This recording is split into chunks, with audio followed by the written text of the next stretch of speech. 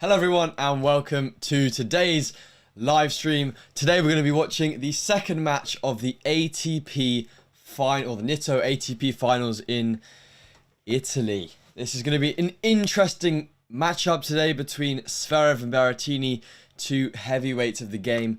And once again, I'm going to be giving my commentary and letting you guys know my thoughts during the match, and also who I think is going to win, my opinion, how the match is going, and exactly kind of what's happening in the match as we go along.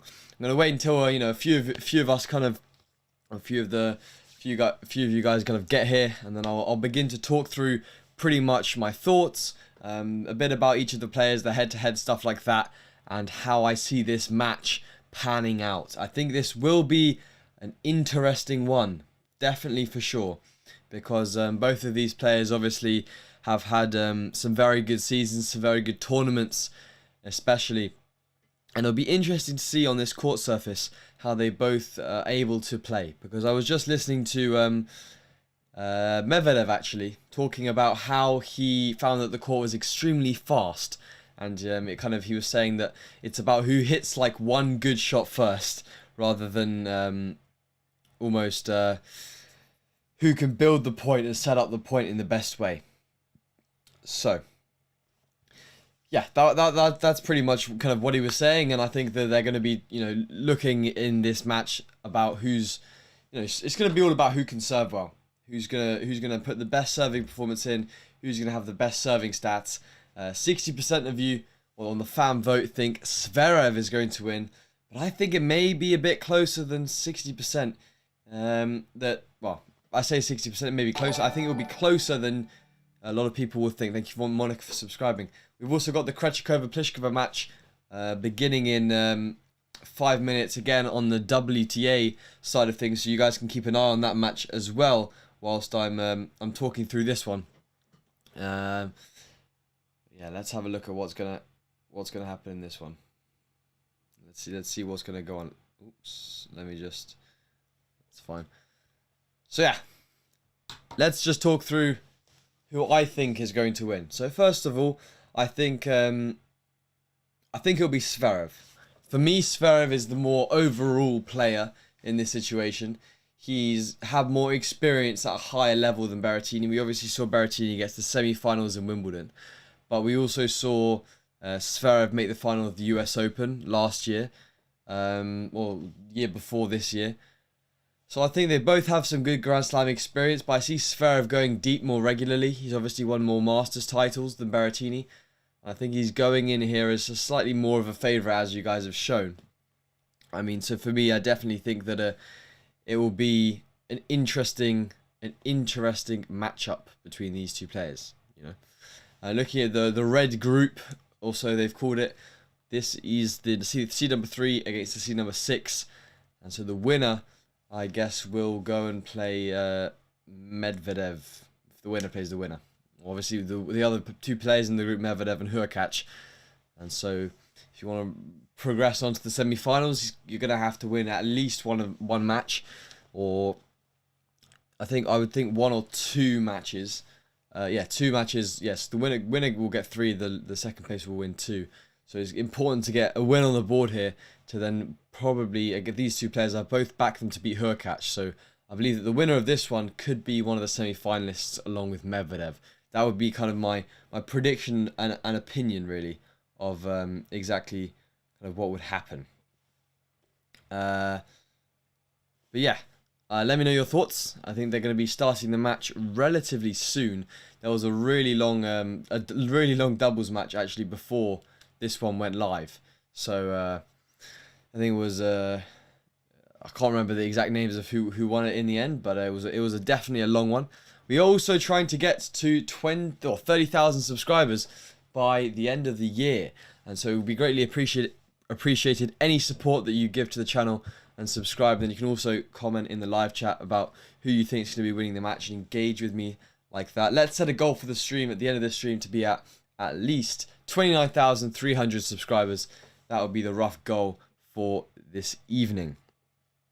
Yeah, and also let me know your thoughts on the match. Let me know who you think is going to win, or who you're backing to win this match. whether you're a Sverev supporter or you are a Berrettini supporter. Let me know. Let me know in the chat. But yeah, I guess we still have a little bit of time, so we can just relax for a little bit and prepare ourselves for this match. I obviously was streaming and watching the next gen ATP finals yesterday. The final which Alcaraz ended up winning, which was an unbelievable match. I think we'll see him here maybe next year or definitely in years to come for sure, 100%. And yeah, obviously I think that the level's going to be definitely different between these two events. Of course, it should be. But I think there were definitely some glimmers of unbelievable tennis in the next gen finals. I obviously watched 2 of the matches, or I commentated on 3 of the matches: the semi-final and the final from Alcaraz, and then one of the group stage matches, which was extremely long. And so yeah, hoping this one isn't an absolute marathon, but I'm hoping it is a battle between these two today, for sure. I'm definitely looking forward to watching this one. I think that quite a few people will be thinking that maybe Sverev is the favourite, but we've got to remember that Berrettini has an unreal serve. And on a court like this in Turin, where it's extremely fast court, Medvedev said that it's extremely fast court. Hurkacz said that it was extremely fast. You've got to remember that if Berrettini can hold his service games and get it to a tiebreak, like we saw in the first set of the Hurkacz Medvedev match, it's going to be an interesting tiebreak, and obviously best of 3 sets. It's going to be all about the momentum shifts and the momentum changes in the match, And so I think overall it's going to come down to as well who can adapt the quickest to the conditions. Obviously, having only played on the practice courts for 2 to 3 times, or 2-3 days, I guess. It's going to be tough to be able to adapt that quickly and find a way of making it work, and trying to find a way of coming through a match. And we obviously saw Medvedev, who's coming off winning the US Open, struggling quite a bit against Hurkacz, who maybe on a court like the US Open he would have beaten quite a bit more comfortably. And here they are, the players about to walk out on court. For me, I'd probably say the red group is slightly tougher of the 2 groups. Obviously, the other group we've got Djokovic though, so never saying that's easy, of course. But Medvedev, Zverev, Berrettini, those are some big names. I think the other group is obviously Rublev, Djokovic, Ruud, and one more. Rublev, Djokovic, Ruud. Who am I forgetting? Let's have a look. I know there's always one that you just can't quite. It's on the tip of my tongue. It is Tsitsipas, of course. Tsitsipas. So they'll be playing at 8 o'clock tomorrow, which I will also be streaming tomorrow at 8 o'clock. So write that down in your calendar, or you can subscribe. Help us achieve the subscriber goal, and also turn on the bell notifications while you're there to be notified when we start streaming tomorrow for tomorrow's stream. Sorry for my ignorance, but why each set was only 4 games? Well, in the next gen finals, the format was short sets, so they had a slightly different format because that was the next gen, and they wanted to make the match nice and quick and easy to watch and entertaining. Whereas this is going to be full sets, best of 3, like you usually see in the Masters tournaments. So yeah, I think this will be obviously a proper match, and slightly more time for the players to be able to adapt, and less like momentum shifts like we saw in the next gen finals. Yeah, it resembles a bit more kind of like the junior tennis scoring format. I think it's just kind of a fun way of putting a good spin on an event. Obviously, there's no ATP points on the line. It's not like an official event. It's more of kind of a showcase of the talent on the tour. And so obviously it's not going to be held to the same like professional standards as the ATP finals here. Monica says, I love your YouTube videos. Thank you very much. Put a lot of effort into the YouTube videos. So yeah, 59%. That has changed already. 1% for Berrettini. Maybe you're listening to me and you're going on the Tennis Live app and voting for Berrettini.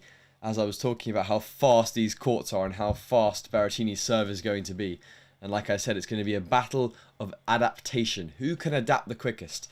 Also, I want to see all of you guys in the live chat right now. Let me know your thoughts. Let me know what's happening. Let me know who you're backing in this match. And also ask me some questions so that I can kind of talk to you guys while I'm commentating and in the breaks as well. So we've got lots of cool things to talk about while we're in the breaks.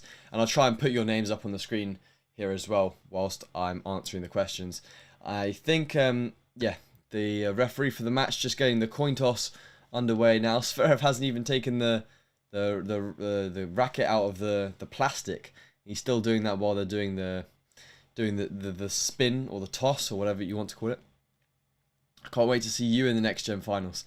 Hopefully one day. I mean, we shall see. I've only got 2 or 3 years to get there, so I mean, unless I play some unbelievable tennis in the next few months and years, I guess.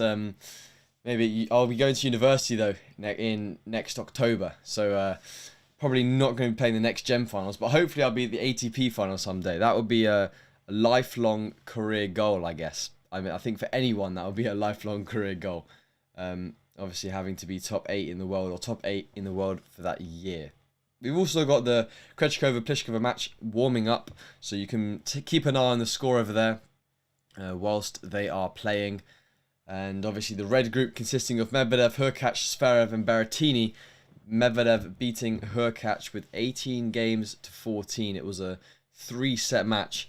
It was an absolute battle between these two. Medvedev coming out in the end 6-7, 6-3, 6-4. So even though he lost the first set, he found a way to adapt, like I was saying, to the conditions and the quick courts, like he's been saying. They're super quick, so it's about who can play a good ball first and win the point off like a kind of a winner or a forced error or something like that. And these are two perfect players, I guess, to showcase that, because they're both power hitters, they're both big hitters, and Sverev is definitely probably out of the two the more experienced, but it'll be interesting to see how Berrettini deals with that level of difference in experience. Obviously, he's won big tournaments on grass courts like Queens, so this will maybe resemble slightly a faster surface.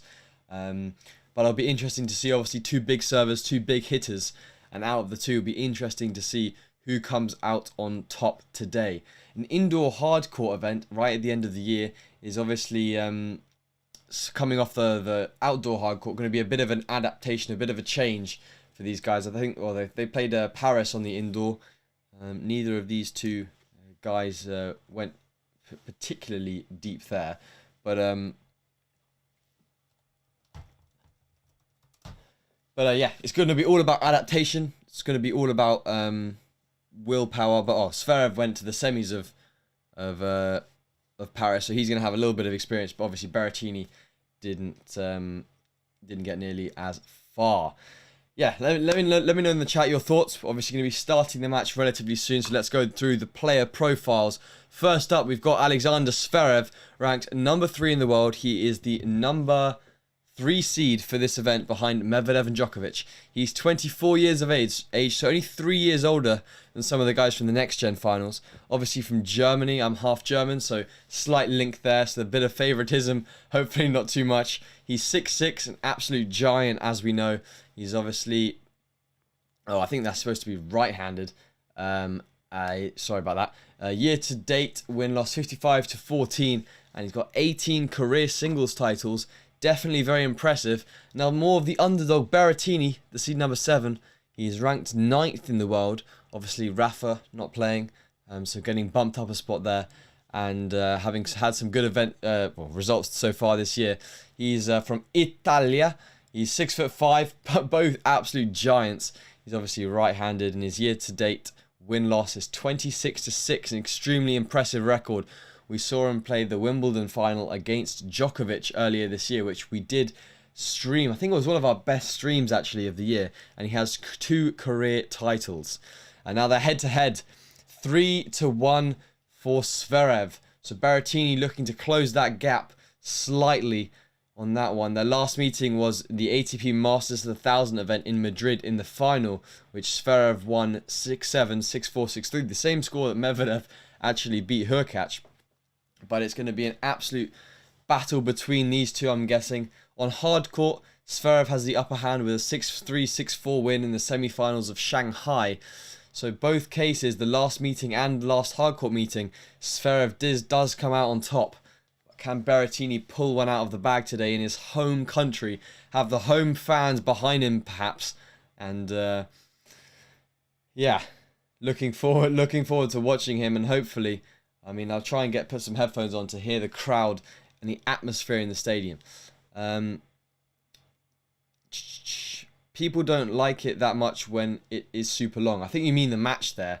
And yeah, I kind of agree. I think a match can be kind of drawn out for quite a while. I think a match has to be interesting enough with like tight moments and pressure points, but not being like dragging out. Thank you for subscribing, by the way.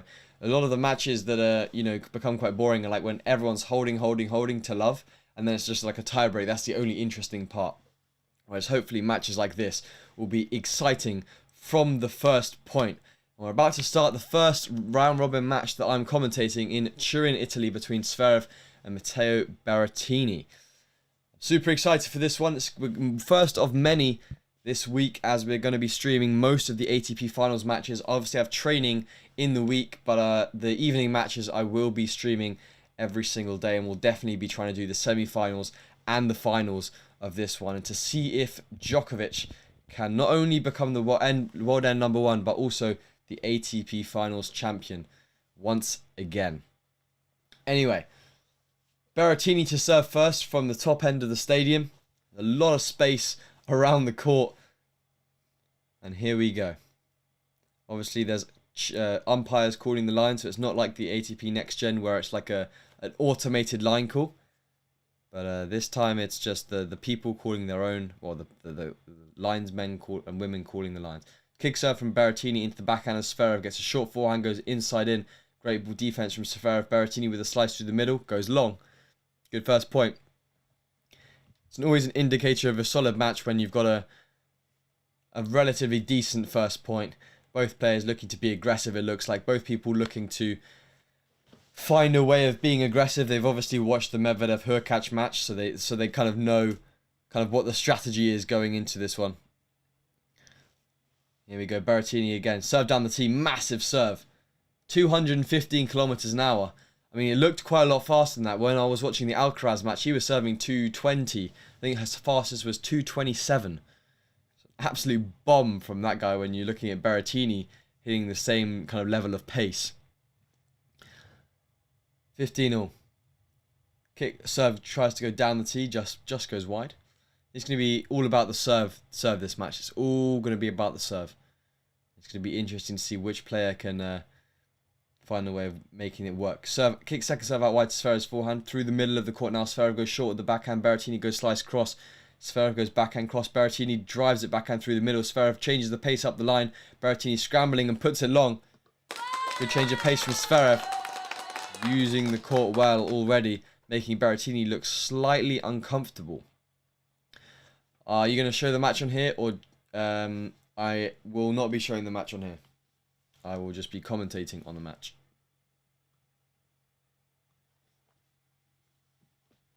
(30-15).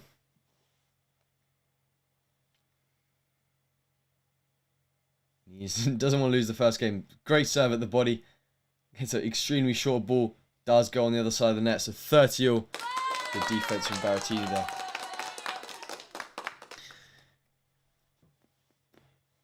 What do you think the score will be? I believe that the score there'll be one tie. I think it's too tight to call the score, but there'll definitely be one tie break in here somewhere. That's kind of what I'm predicting so far, or from what I've been seeing so far. 30-all. Serve goes out wide. Sverev goes good return through the middle. Sverev on the run. Berrettini puts the ball long. Zverev's got a break point in the first game of this match already. Solid start here by Zverev. Wants to put a lot of pressure on the return. How fast can you serve?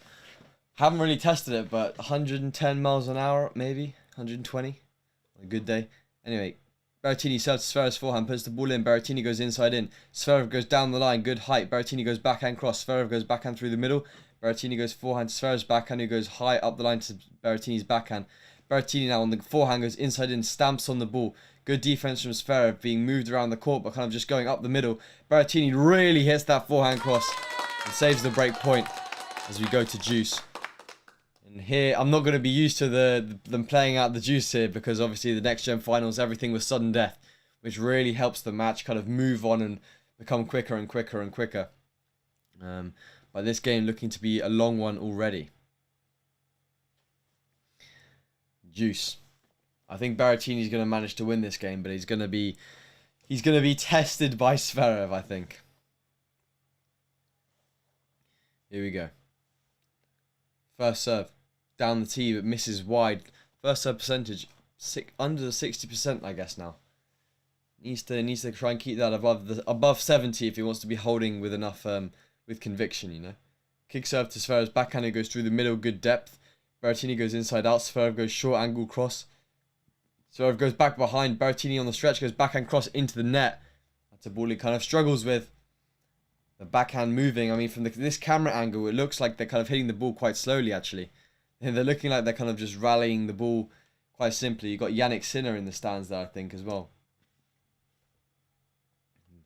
Zverev with a second break point of this first game. I think if you're going to give Zverev a break here, you're going to be in trouble.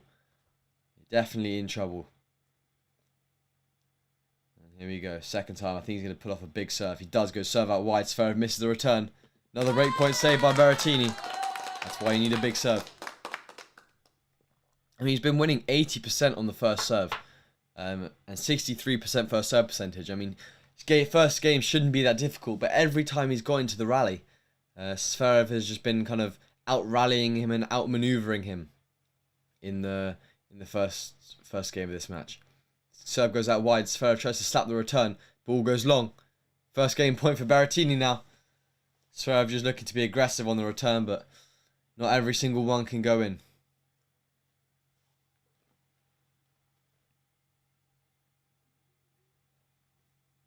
Advantage Berrettini. See what he's got. I reckon he's going serve out wide. Serve to Zverev's forehand, puts it through the middle. Berrettini goes inside out. Serve goes backhand cross. Stuck in the backhand cross rally now. Berrettini feels a bit uncomfortable. Zverev puts the ball long. And there we go. First game hole for Berrettini. Pretty, I think, simple stuff, I want to say. But it wasn't that simple. Because he ended up winning it because of his serve, that game. But yeah, making it look slightly more difficult than it should have been on this quick surface. On the indoor courts of Turin. He's obviously got the home crowd on his side. So I think that's what's gonna keep him going and keep him going through this match, definitely. But yeah, for sure gonna be if that's the way Berrettini wants to play, he's gonna struggle a bit towards the end of this match and towards the end of this set at least. Anyway, interesting to see how Sverev returns now, serves now, and see how Berrettini returns. I'm predicting a quite comfortable hold here from Sverev and putting the pressure straight back on Berrettini. That's pretty much what I think will happen. Anyway, serve goes to the tee, backhand of Berrettini, puts the ball line, good return actually. Backhand Zverev's forehand goes cross court. Berrettini slaps the ball cross, hasn't even landed in the tram line. Maybe slight nerves from Berrettini.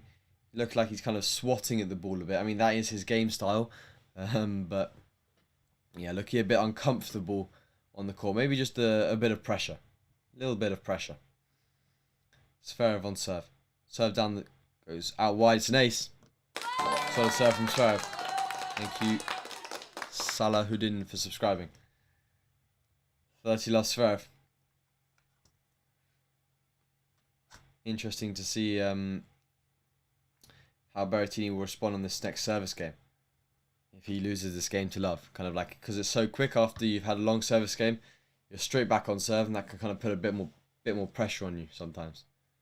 Serve goes, kick serve, Berrettini just about gets the ball back in. Zverev goes forehand to Berrettini's backhand, pulls it wide.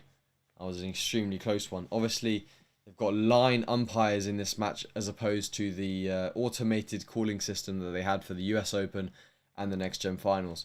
So it'll be interesting to see if there are any disputes or challenges or kind of what goes on here.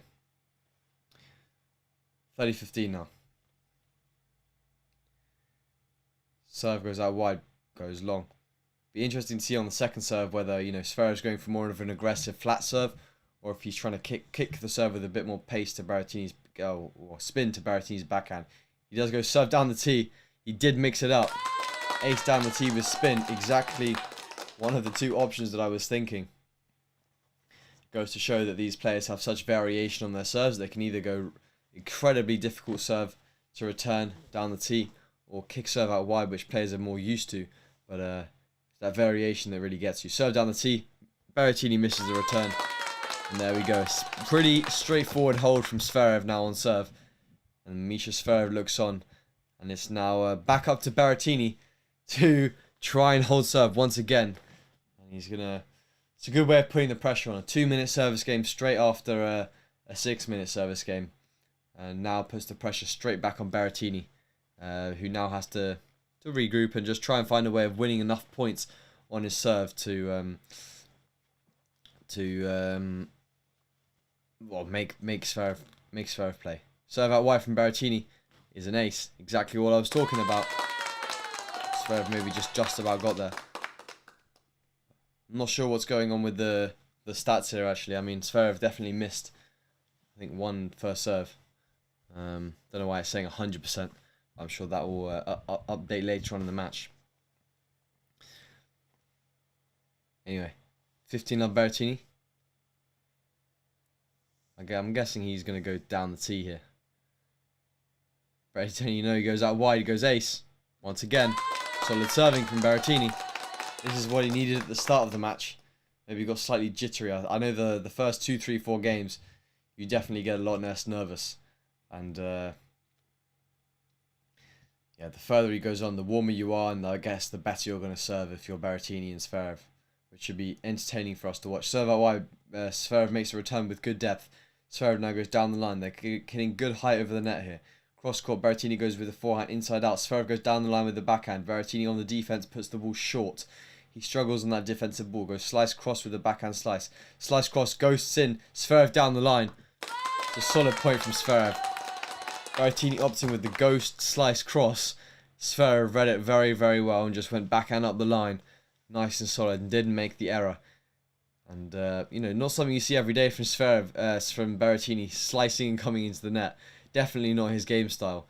Maybe trying something new on this kind of faster court. Because when he's pushed out wide, he's a bit clumsy and usually misses in the net. Anyway, 30-15.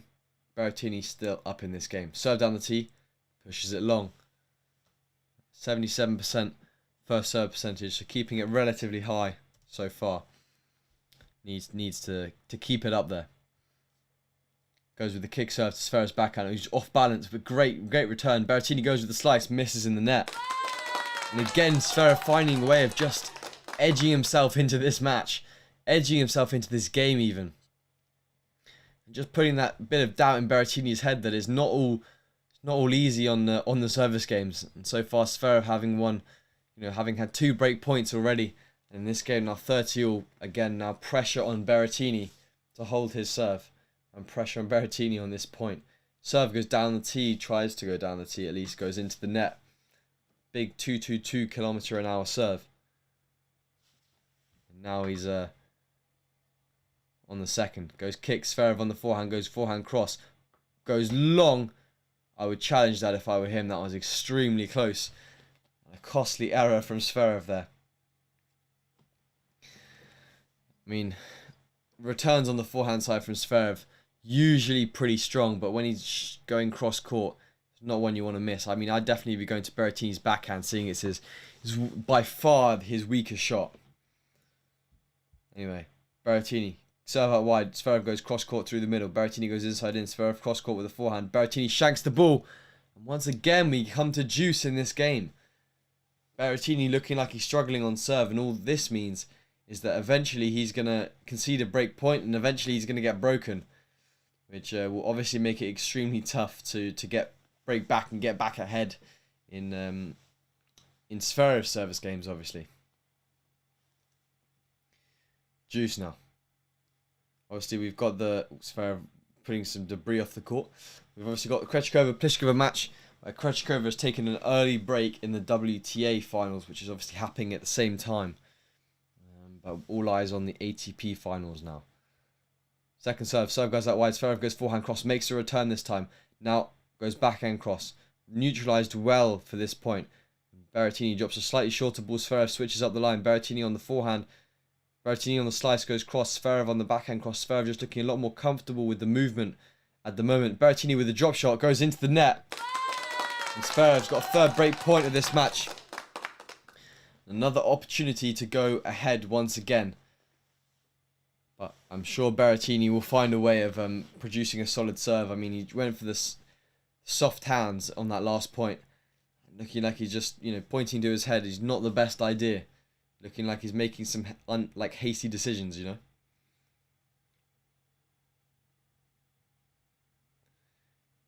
Alright, break point again for Sverev. What's Berrettini got? Serve down the tee. Oh, it's a beautiful serve. Solid serve from Berrettini. And once again, saving another break point. I mean, we've seen 3 come and go for Sverev already. Opportunities like that against Berrettini on this court should not come that often, but Berrettini's done a good job of neutralising them. But Zverev's going to be a bit annoyed that he didn't take any of these chances, especially if we go to a tiebreak in this one. Serve down the tee from Berrettini is an ace. Solid serve. I mean, what's surprising is this guy's serving smaller serve, well, not as fast serves as Alcaraz. When Alcaraz was serving yesterday, he was serving like 225 on some serves. And all the aces of Berrettini so far have been like 220, 220, 22 at a max. I mean, it shows you how strong Alcaraz is to be serving at like absolute bombs like that. Anyway, Berrettini now serve out wide. Sverev with the backhand cross. Berrettini goes slice up the line.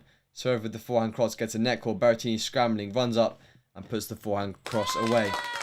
He's getting himself pumped up right now because he knows how important saving those break points is. And Sverev will probably just be slightly frustrated with himself more than anything that he didn't take those opportunities to close out that break point. I would be pretty annoyed as well. I mean, looking at Berrettini's first serve placement, both aces have come when he's gone out wide on the juice and the ad side, but he's serving most of the serves down the tee. 39% on the juice side and 34% on the ad, 33% on the ad side. But overall, 33, 33, 34 on the ad side in terms of the serving spots, middle, wide, and tee. I mean, so clearly doing a good job of mixing it up, and so that was his serving in the Paris in the last tournament. And Berrettini serving today on the juice side, 80% out wide and 40% out wide on the ad side. So clearly looking to do a bit more damage by serving out wide to Zverev's forehand and backhand and making him stretch. And stretching on the ball is definitely going to be something that makes Zverev feel slightly more uncomfortable. And yeah, the previous stats I mentioned were from Shanghai 2019 when he played Zverev, where I said he was 33%, 34 on the outside. But yeah, I think this could be a long one. We obviously watched the Gaston Mazzetti match, the longest match in ATP Next Gen history, which I streamed, and I had training the next day. I have training the next day again today, so maybe, seeing that I have training the next day, it will just be kind of a reoccurring theme now that the match before, or the night before, is an extremely long one. I mean, we're 3 games in over 17 minutes. So, if this goes like 7-6, 6-7, 7-6, we're in for a long night. Anyway, Sverev on serve now. Serve goes to Berrettini's backhand, who goes slice through the middle. Sverev goes inside out. Berrettini goes backhand cross. Sverev goes short backhand cross again. Now Berrettini goes cross court with the backhand. Berrettini sliced. Zverev's forehand, good, pretty much on the line there. Berrettini goes inside in. Sverev through the middle. Berrettini absolutely stamps on that inside out. And Sverev misses the ball long. Looking like he's got a bit more composure. A bit more composure in that rally from Berrettini. I mean, when he can get on the forehand and really hit the ball, looks like Sverev just can't quite get there, or can't quite neutralize the pace. But when he's able to be kind of out rallied, when Sverev can out rally Berrettini, he's winning most of the points. Serve now from Sverev down the tee. Berrettini makes a return. Sverev goes backhand cross. Berrettini backhand cross in the neutral position now. Berrettini on the forehand, got on the forehand. He's just dangerous. Goes inside down the line, but misses long. I think it was called long. 15-0. Just looking annoyed at himself for that one. I mean, if he's making that forehand, he's going to be winning that point all day, every day. Can Berrettini do it? That's the question. It'll be interesting to see whether he's... Oh! The ball was actually on the line if he had done the challenge. Can Berrettini do it? Well, not if he's being cheated almost. Served down the tee. Berrettini misses a return. I mean, that's the thing with the line judges. Sometimes they make mistakes, and in this case they did, and the automated calling would have favoured in favour of Berrettini there. So, an interesting point there, because it could have been love 30 rather than 30-15 Sverev. Serve out wide. Ball goes long from Berrettini. Now 40-15 Sverev, and obviously such fine margins that decide the matches.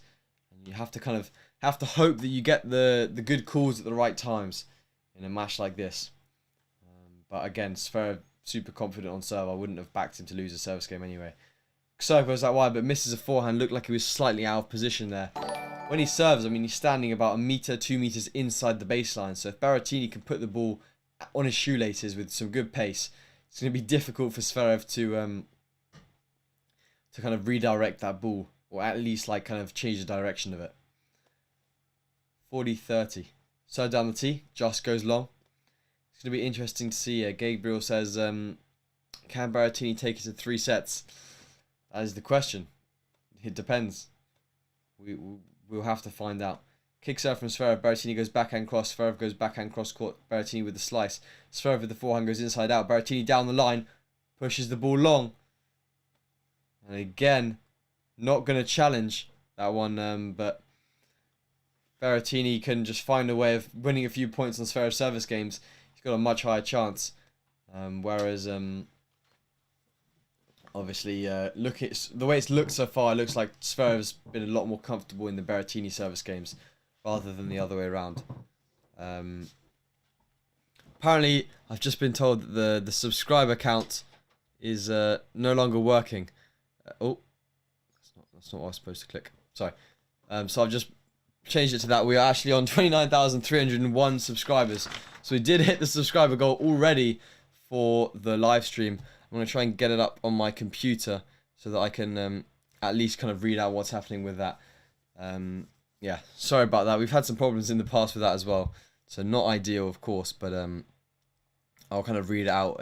Obviously, if anyone pops up on the screen, I'll read that out as well.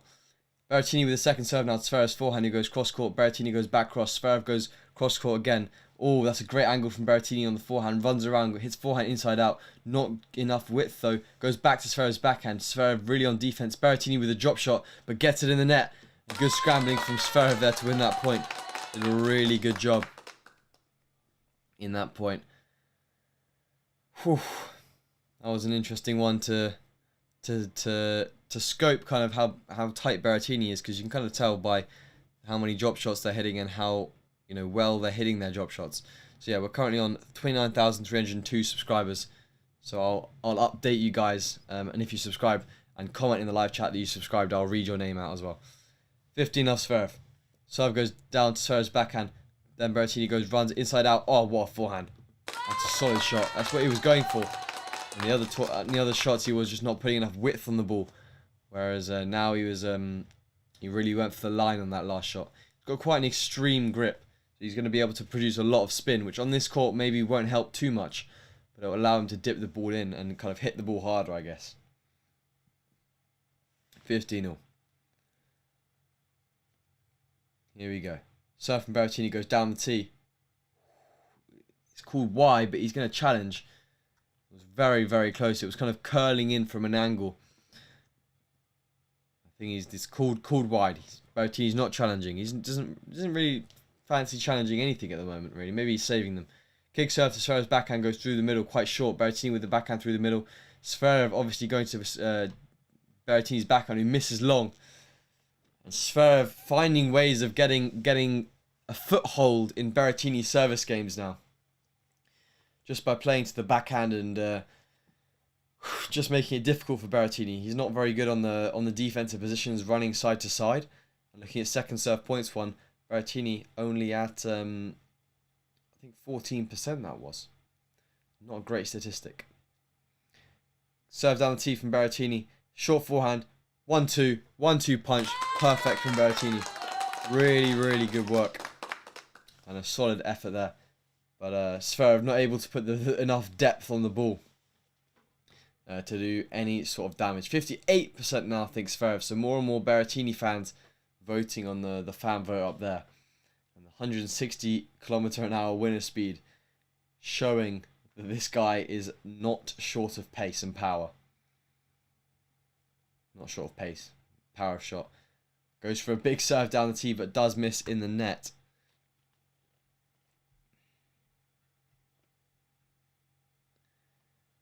Now second serve. Another key point here. Could Sverev open up a fourth break point? He doesn't. He misses in the net. Good serving out wide from Berrettini.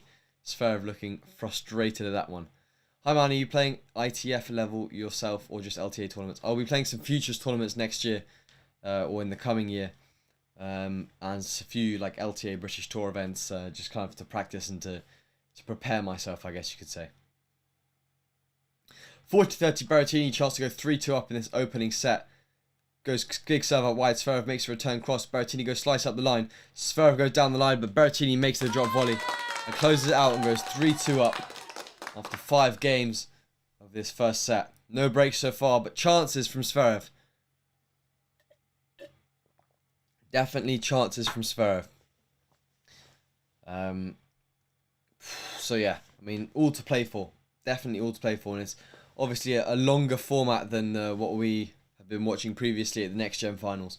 So a lot more time to kind of get into the match and find a way of ending up getting a break. I mean, we're nowhere near the business end of this match yet, even after 25 minutes. So yeah, it definitely is so far a decent battle between these two. What's the most amount of viewers you've had before? If you mean like the most amount of viewers at once, at one moment, I think we had 3,500 viewers when we were doing the final between Djokovic and Berrettini of Wimbledon. We also had, I think, 2,000 viewers when we were doing the final between Fernandez and Raducanu. That was quite a good final. But yeah, concurrent viewers, that was our goal to beat. I think it would only really happen at a Grand Slam or maybe the finals of the ATP finals, but yeah, probably most likely at a Grand Slam final in maybe the Australian Open or something. Our aim is to get 5,000 concurrent viewers at once. That would be crazy. What country are you in? I'm in the UK. I'm in England at the moment. And where can you see the match? I'm watching on Amazon Prime Video currently, and I'm just kind of commentating over what I'm seeing, my thoughts, my opinions on the match so far, and exactly what is happening after 25 minutes in this match. For free, I'm not sure we can watch it for free. Yeah, I'm not quite sure with that one.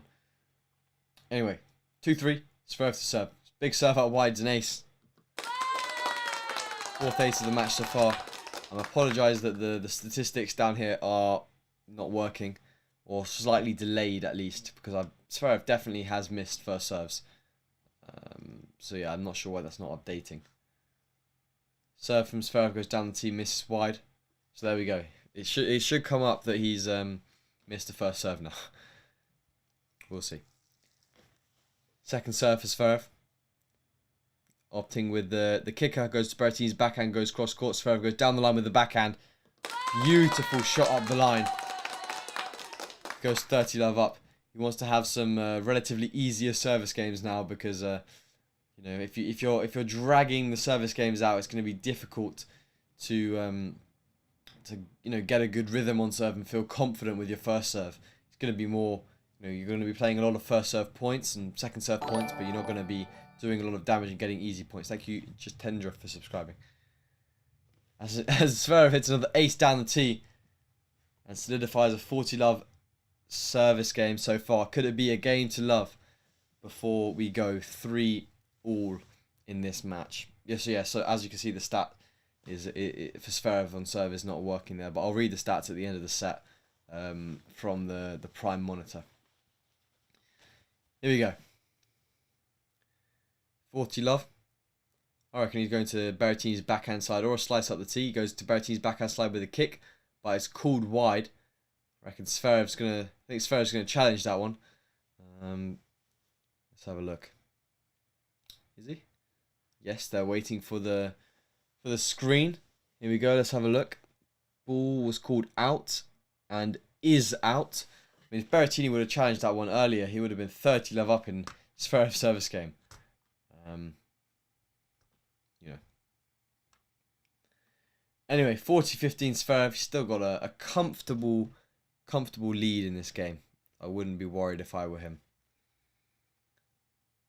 Sverev on serve, goes serve out wide, gets a net cord. I'd like to see them play lets. That would be quite interesting to see, because obviously ITF juniors, they play the lets. So it'd be cool if they play the lets here as well. 40-15 goes serve out wide. Berrettini puts in a solid return. Now Sverev on the forehand goes spin to Berrettini's backhand, goes up the line. Sverev goes forehand cross. Berrettini goes back forehand cross. Sverev up the line. Berrettini on the stretch, just slicing the ball. Sverev goes inside in, misses in the net. Good play from Berrettini. Good defensive ability there, making Sverev play. It's actually sometimes quite hard to play a ball kind of that's on the service line with enough spin and height to actually get it over the net and get it kind of deep enough with enough pace and speed to do some damage, especially to a world-class opponent like Berrettini. So Berrettini making it difficult for Sverev there. Sverev on serve. Big serve up the tees, an ace. Why practices his serve. That's why he's looking a lot more comfortable than Berrettini in the service games. As we just hit half an hour already of this match. And so six games played in this one, and in this one here, the Krejcikova-Pliskova match. Whereas in that one, they've finished the first set already. I feel like I have the feeling with training tomorrow, this maybe wasn't the best match. I should have streamed this one. Would have been much easier, much quicker. Anyway, 3 games all. Very, very tight, very competitive match so far. Serve goes that wide from Berrettini, just called out. I mean, Berrettini just the one win against top 10 players this year, so this would be a big, obviously a top 5 win if he wins this one.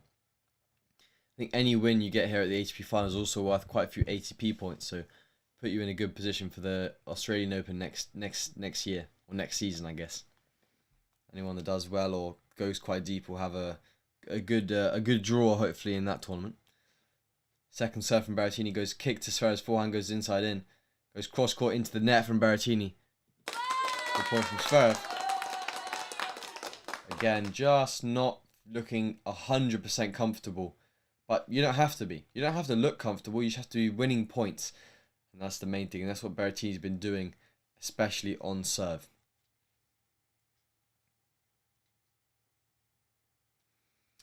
(15-0). Serve goes out wide. Zverev goes back cross. Good depth, but it just goes long. He's missed that forehand return like 3 times now. He's just tried to go like almost at the laces of Berrettini and just put the ball long. Just not enough spin on the ball almost. You're half German, half English, right? Yes, that's correct. So a bit of favouritism towards Sverev, obviously being German. But I'm not letting that kind of influence my commentating. Serve down the tee from Berrettini, gets a leg cord and is pushed long. So he's now got a second serve that he wants to kind of dispatch of. Can't hit an ace. Goes kicks out Zverev's forehand, interesting one. Goes back to Zverev's forehand, Zverev on the run. Puts a great ball in, Berrettini tries to whip it down the line. Can't quite get there. And Zverev showing his class by putting a solid defensive ball in right there. Really playing the angle well. Putting it really short, like I said earlier, which is actually quite a tough shot to play. And then forcing Berrettini to make the error. And once again, we have Zverev going deep in Berrettini's service games. Again, forcing Berrettini to have to play some uncomfortable points, almost. Serve from Berrettini, up the tees, an ace. Solid serve, big fist pump there from Berrettini. Looking like he's comfortable so far in this one. And it's 40-30 up. in this service game. To go 4-3. And obviously leading is a big advantage in tennis, obviously, in the games. Because, you know, if he goes 4-3 and then 5-3, if he gets a break, then all he needs is like one break, and then he only has to defend like one service game. Whereas if you're behind, you'd have to defend 2 service games to consolidate the set. Serve to Zverev's forehand on the second serve. Now goes forehand to Zverev's forehand. Stuck in the forehand cross now. Sverev switches it to Berrettini's backhand. He misses in the net. And again, that change of pace proving vital to Zverev's success to the backhand side of Berrettini. We've seen that many a time before. Zverev just putting it to Berrettini's backhand and just not quite able to defend well enough of that one. Are you the older or the younger brother? I'm the older brother. My younger brother is 15. Looking at the nerves from Berrettini's point of view, playing at home is going to be a big factor as well, obviously in Italy. Good return from Sverev off the off-wide serve. Berrettini approaches the net. Sverev with the passing shot. Goes in the fist pump. And he's got another break point. He's been looking like he's leading so far in the break point opportunities. Well, he's definitely been leading in the break point opportunities. He's been sticking with Berrettini in these service games. And now he's got another chance. Will he use it, or will Berrettini put in another solid serving performance on another important point like we saw Alcaraz yesterday? Let's have a look. Serve from Berrettini. Serve goes down the tee. Sverev misses the return. Good serving again from Berrettini, but another opportunity come and gone. Zverev's tantalizingly close to the break. Once he gets the break, I have a feeling he's going to win the set, but so many chances. I think that must be 5 or 6 chances now for Berrettini. But doing a good job of handling the pressure on those key points. But doesn't want to get there in the first place. Serve from Berrettini goes out wide. Sverev goes cross court. Really wild there. Misses wide by quite a long way. And now Berrettini with the advantage. Obviously the next gen finals was sudden death. So this is a slightly new kind of new kind of thing to have to adapt to. First serves unreturned, both around 58% on the first serve returns. They're winning over half the points by like getting 3 points. Serve from Berrettini, kicker out wide. Sverev goes cross court, misses wide. And Berrettini gets the hold. And after another tough service game where he's faced break points, the third so far of the match, goes up 4-3. And looks like he's in the driving seat in this one, but is he really? That's the question. Is he really in the driving seat? Let me know in the comments in the live chat. And yeah, I'd be interested to know your guys' opinions.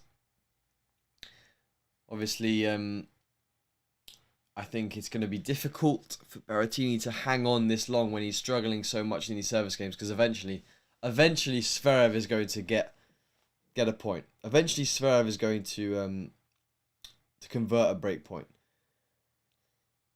He's just gonna kind of keep going, keep kind of tugging away at Berrettini's serve. Eventually he's gonna get one. But until then, Berrettini's gonna try and hang on to a tie break. That's what he's gonna try and do. And yeah, look, he's got some tissues next to him. I don't know why he's got tissues? Maybe spilt something. But yeah, I'd like to put the sound on to listen to the home. I'd love to be there actually, just hear the home crowd behind an Italian player. Can you imagine if he goes like all the way to the semi-finals or the final, or he wins it?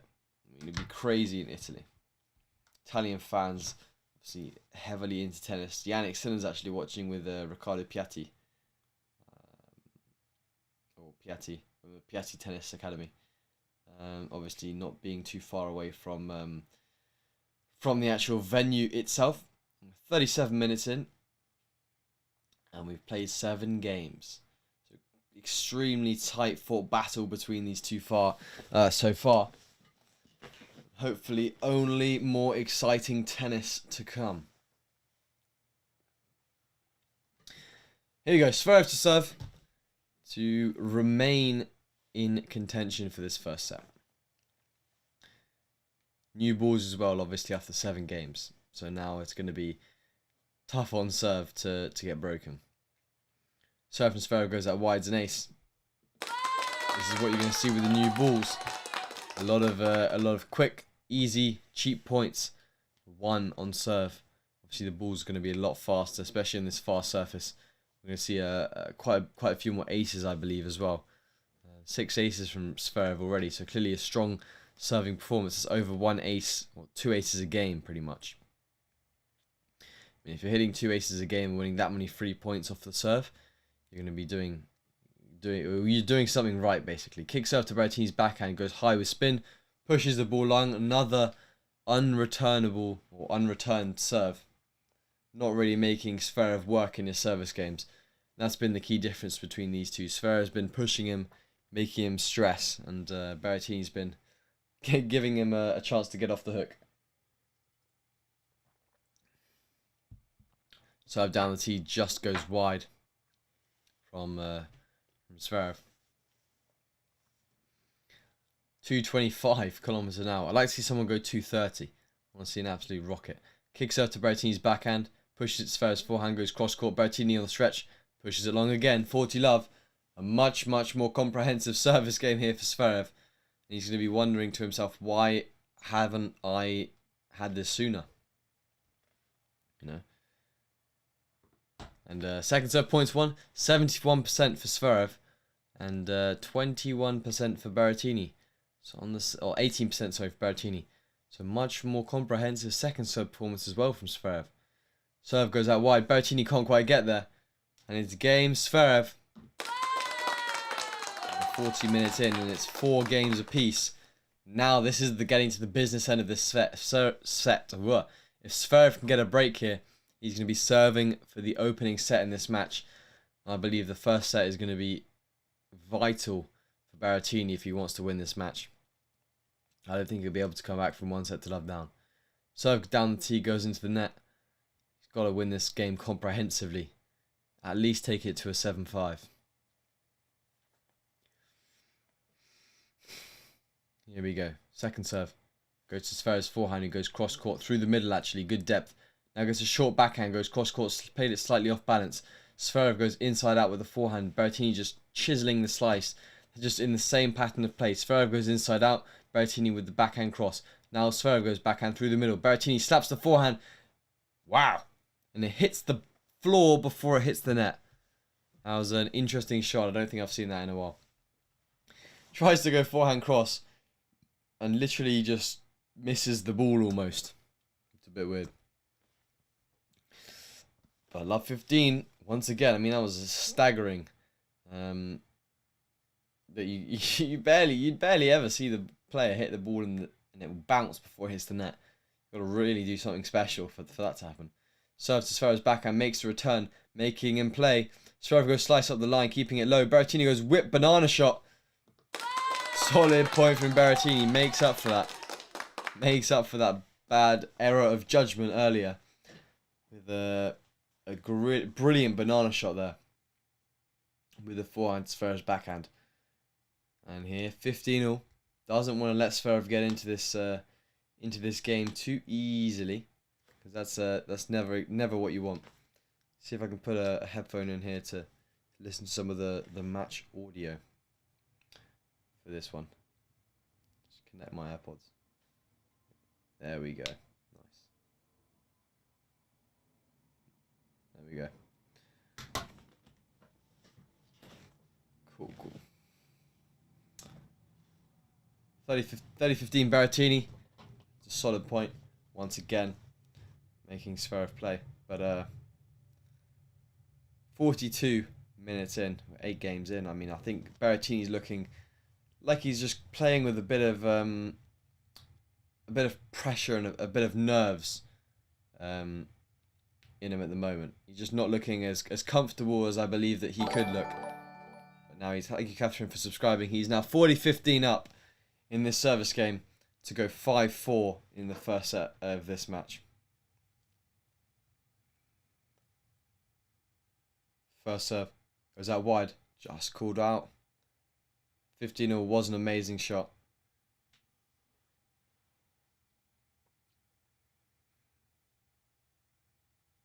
Second serve from Berrettini goes kick. Sverev is a let. Second serve. Who's better, Nadal or Federer? If you ask my personal preference, I don't really have one. I wouldn't. They're both similar, same level. It's a tough question.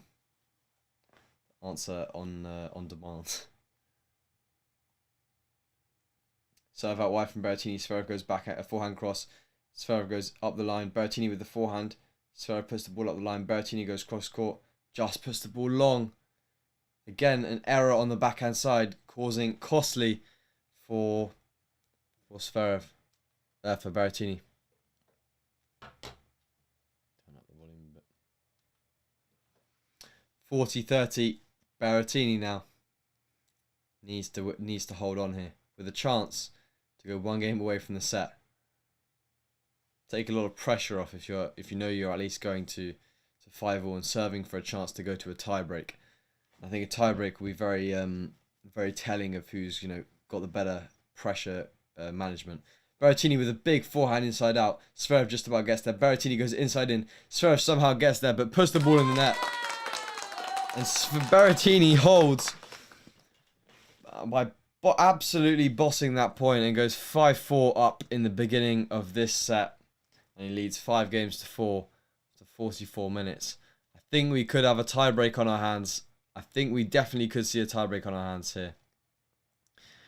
And I'm hearing that Sverev elected for Berrettini to serve after winning the toss, which is quite interesting because usually, obviously when you win the toss, you want to stay ahead in the serving games, go like 5-4, because now all Berrettini needs is a break rather than kind of Sverev needing to hold, then break, then hold to win the set, if that makes sense. But yeah, clearly, sometimes a smart move, obviously, if you get the break early, if you get a break in the first game by a bit of pressure, and he had the chances. He definitely had the chances. But Berrettini's done a good job of sticking in the game, hanging on, finding a way of neutralizing those break points with obviously a 100% break point record. And I'm listening to the atmosphere now. They've got a DJ and everything. And Italian crowd, I think, definitely in favour of Berrettini at the moment. I think that's where he's getting some of his energy from that he's feeding off to hold these service games. I've never met Roger Federer, unfortunately. I'd like to. I've seen him play. I haven't met him. Here we go. Sverev to serve. A chance for Berrettini now to break and win this first set. Sverev served down the tee. Berrettini makes his return short. Sverev goes forehand cross court, bang on the line. Good shot from Sverev. Nice work. Thank you, Peter, for subscribing. If you come up on the screen for subscribing, I will try and read your name as well, by the way. Sverev looking extremely confident and like he's locked in on the serve. Big serve out wide. Short ball, forehand goes cross. Once again, a 1-2 punch. Looking like he's kind of unbeatable in that kind of pattern of play. Thoroughly love here. And I feel like, yeah, the commentators just said, feels like Berrettini's been serving for about half an hour or 35 minutes, which he probably has been. And Sverev obviously taking much shorter times on his service games. Big serve out wide. Great return from Berrettini. Push long. Thank you for just subscribing, whoever that was. I couldn't quite see the name. 30-15 now. Berrettini could put a few solid returns in here. He's gonna really put some pressure on Sverev in this game. Serve from Sverev goes out wide. It's an ace. Too good. Great to see you doing it live. Thank you. Enjoying it. It's fun. Definitely a lot more live streams to come this week. I'm looking forward to watching Djokovic, but I can't watch him tomorrow because it's in the day. Served down the tee from Sverev goes into the net. Second serve from Sverev now.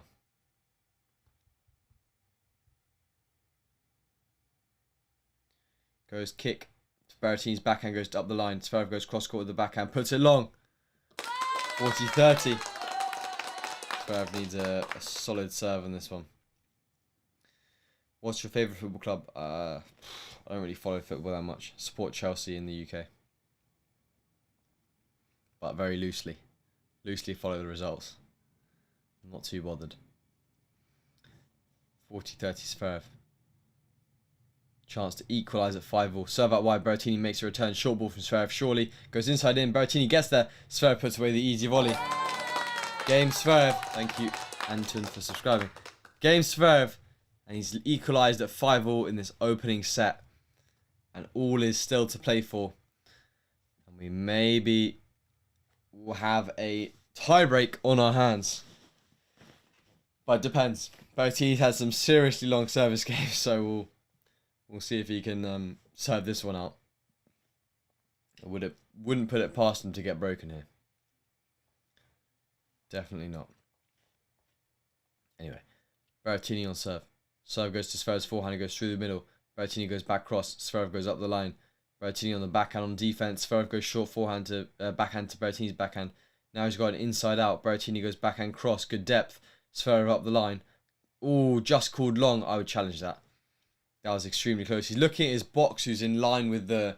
If you see on this kind of court behind me, his box is kind of like here, and they're obviously overlooking the line. And so he's asking them kind of, was the ball in, was the ball out? And then he kind of knows whether to challenge or not. Must be kind of hard to see in the dark there, I guess, though. Probably not the best strategy. Berrettini serve out wide. Bang on the line. Unreturnable from Sverev.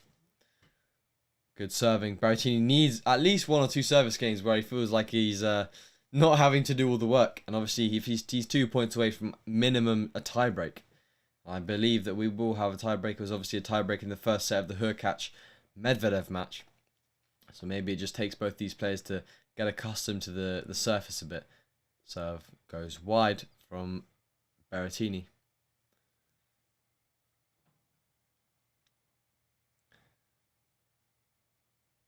Second serve goes to Zverev's forehand. He goes through the middle. Berrettini goes inside in. Oh, goes in the net. Looking like he's trying to be aggressive though. He's trying to do the right thing. He's trying to do the right thing. Who will be next world number 1 after Novak? It's a good question. Probably, I'd say Zverev. He's very consistent, and he'll be able to win enough tournament. Or Medvedev, actually. Medvedev, I think. 30-15. He just doesn't want to pull the trigger too early because he's made quite a few errors. He doesn't want to make that a habit. First serve goes long. If you're making too many mistakes, then you can lose a bit of confidence in yourself, lose a bit of the rhythm that you've kind of built up from winning some points. And that can actually be worse for you than kind of just making the ball. Serve from Berrettini goes kicker to Zverev's backhand. Goes cross. Berrettini goes inside out. Sverev goes backhand through the middle. Berrettini goes inside out. Good ball. Sverev goes slides through the middle again. Berrettini goes inside in. Sverev whips the ball high cross court. Oh, that looked miles wide. Sverev goes back behind. That's where Sverev is so good. Miles behind the baseline. Just running around all of the shots. Just solid defense. And found a way of turning the rally around and winning it. I mean, he really played a really high forehand with height and spin that I thought was going to go out. Landed bang in the corner and then go to backhand inside out, kind of on the wrong side. And again, pushing Berrettini in his service games like we've seen many a time before. And if he wins this one, then he's just serving out for the set. So Berrettini's got to be careful. Serve from Berrettini goes up the tee. It's an ace. Too good. Ace from Berrettini in the key moment. Solid. Excuse me. Tsitsipas versus Rublev. Who do I think is going to win tomorrow? Well, we'll be streaming it, but I think Tsitsipas will take the win there. Serve down the tee. Sverev makes the return. Berrettini on the forehand cross. Berrettini forehand cross again. Sverev up the line. Good change of pace. Berrettini with a slice. Puts it bang on the line. Sverev, great ball, but Berrettini tries to slice up the line, but misses wide. Ooh. Not quite good enough on that one. Juice now, and Sverev really pushing Berrettini in these service games, but Berrettini has been looking, he's had a confidence about him that kind of makes you think, even though he's in a tight spot, in a dangerous situation, I feel like he's still going to come out on top and find a way of taking us to a tiebreak in this first set. Choose serve now. So goes down the tee. Oh, another ace. Zverev's going to challenge it. I did think that was actually wide, but ball's called in. Let's have a look. Tight one there. Well, I suppose quite a good time to challenge. 5-all juice. It's not bad. Not a bad time. Serve is in. Perfect serve from Berrettini. Once again, 2 serves to the exact same spot. I love that shot. They always zoom into the person, the linesman who made the call, and he just stands there like, I did that. Advantage now to Berrettini to send us to a tiebreak at the very least. Serve out wide. Misses. Have a sneaky suspicion Zverev's going to try and be aggressive on this return. Yes, I'd be surprised if he didn't. Kick serve. Zverev goes through the middle. Not that aggressive. Berrettini goes inside out. Zverev tries to go up the line. Oh, just misses wide. And Berrettini hangs on to go 6-5 up. And he's looking determined, and rightly so far, because he's been facing a lot of adversity in this match so far. And it's stressful watching his service games because he's up and down so much. But found a way. He found a way in the end. And that's all that matters. Doesn't matter how you get there, as long as you win the games. And the Italian fans seem pretty pumped that he's now 6-5 up. Yeah, let me know in the chat who you think's gonna win, who you're supporting. Francesco is supporting Berrettini, clearly, with the Italian flag. I want to see more people like that. Thank you, Dissonant, for subscribing. We've got a DJ as well. They had a DJ in the next gen finals, but it's a good way of creating a nice atmosphere in the breaks almost. And I think as well, like it's kind of like a new kind of next gen style on the kind of old format, which I quite like. And they're zooming in on the people in the crowd who are kind of dancing, I guess, which is kind of funny. And again, looking back at Yannick Sinner, who's watching from the stands as well. Berrettini, can he find a way of breaking now and winning the set, or is Sverev going to send us to a tiebreak? Let's find out. Excuse me. Sverev to serve.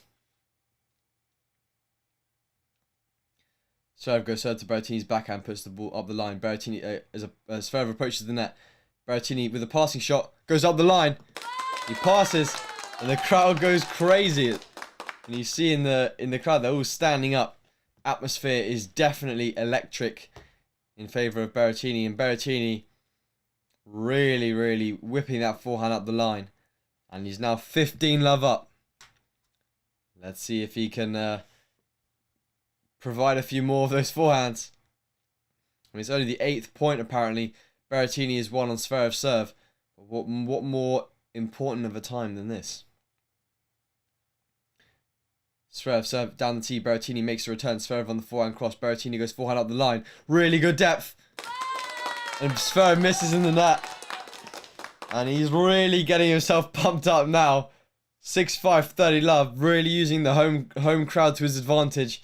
And Zverev in a tricky situation on serve for the first time in this set. How will he respond? Let's see. Serve from Zverev goes up the tee, goes long. He's on a second serve. The crowd are even shouting in between the points here now. 30-love. Second serve. Berrettini on the backhand goes down through the middle. Berrettini on the forehand goes down the line. Oh, just misses long. He's really tried to hit that one hard, but he's missed it quite far long. I mean, I was looking for kind of a bit more of a maybe conservative approach there.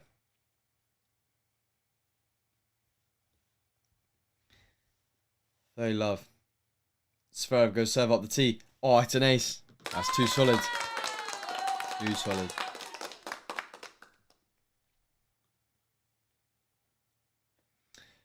All. And now Berrettini really needing to... Can he win this game? That's the question. Really needing to... I was going to say really needing to find a big forehand. Comes down to whether Sverev lets him. Serve to Berrettini's backhand. Misses in the net. It's giving Sverev a lifeline to take us to a tiebreak here. Giving Sverev a lifeline. You don't read the comments. I do. Do read the comments. When they pop up on my screen, I do. Serve Sverev up the tee. Goes long. That looked close. Second serve now. Is he going to kick it out wide?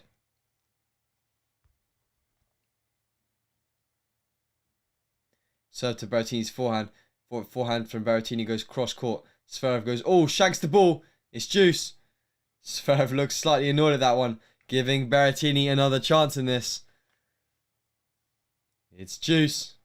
Atmosphere is electric.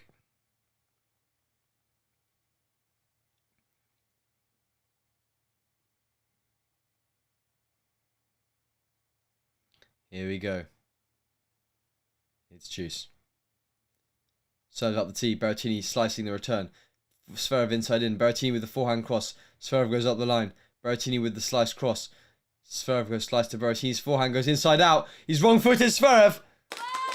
And a first set point for Berrettini after looking on the back foot for the whole match so far. What is this? I was not expecting this. And that was some serious pace. 90-mile-an-hour winner. And he's got a first set point. Let's see what he can do.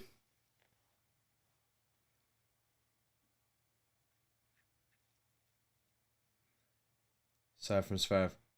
Into the net. It's a second serve. Can Berrettini close out the first set? All eyes peeled. Kick serve from Sverev. Berrettini goes backhand through the middle. No, misses long. Oh, I mean, I don't know why he's standing so close up there. But he's literally jumping so high up there. He could stand like 2 meters behind and he'd definitely have a lot of time. And he's so off balance on that serve. Oh, unfortunate. Sverev, he's still in with a chance though. It's still juice. Serve from Sverev goes out wide. Berrettini goes forehand through the middle. Serve cross court from Sverev. Berrettini slice misses in the net. And Sverev advantage throws out. Come on. Thank you, Cool Water, for subscribing. Sverev fan coming at the right time as he's advantage up now with a chance to take us to a tiebreak in this first set. Let's see what happens.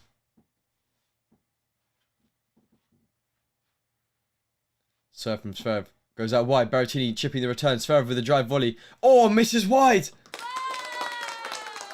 Don't know why I clicked the applause button. It wasn't a great shot from Sverev, to be honest. And maybe just some slight nerves in that key moment. Slight nerves from Sverev.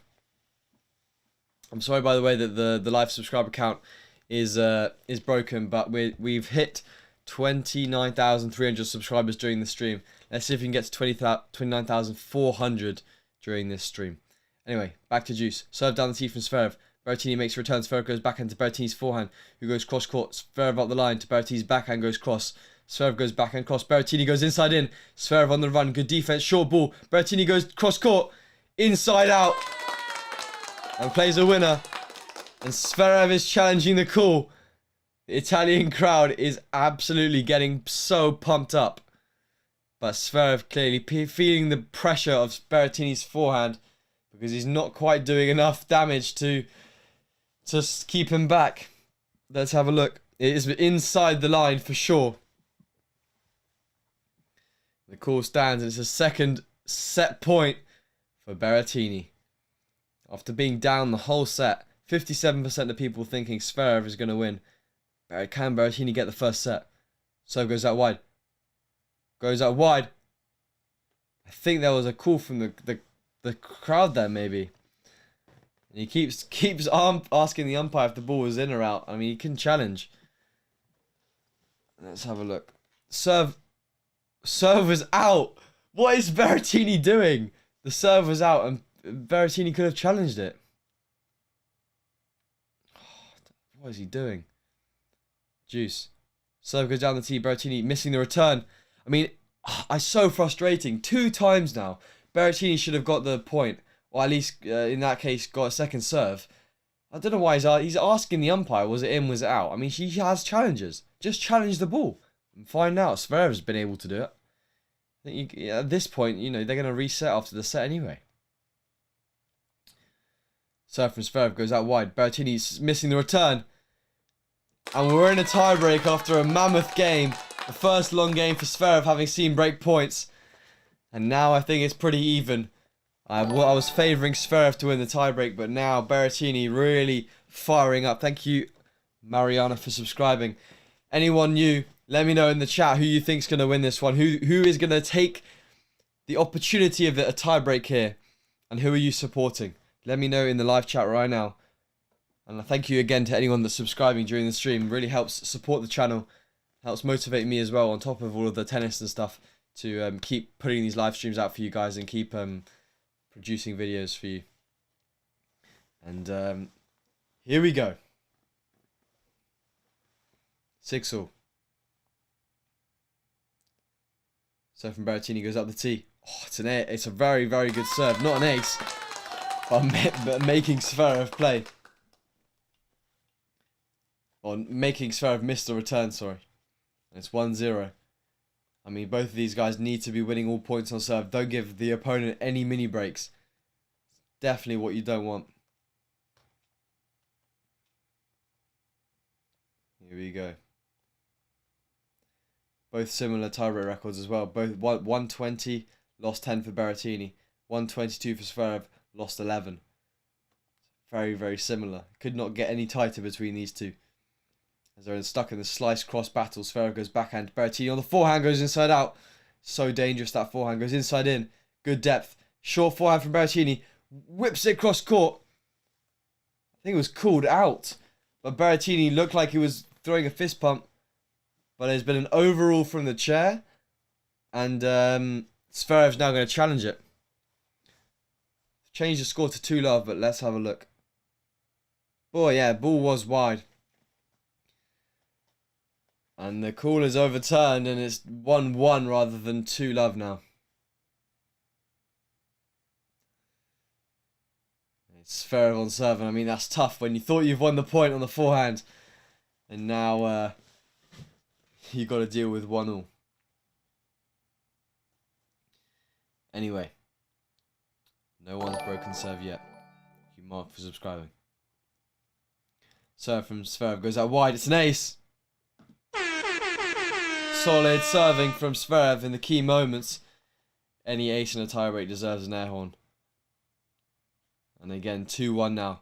I mean, the crowd just almost silent when Sverev hits an ace.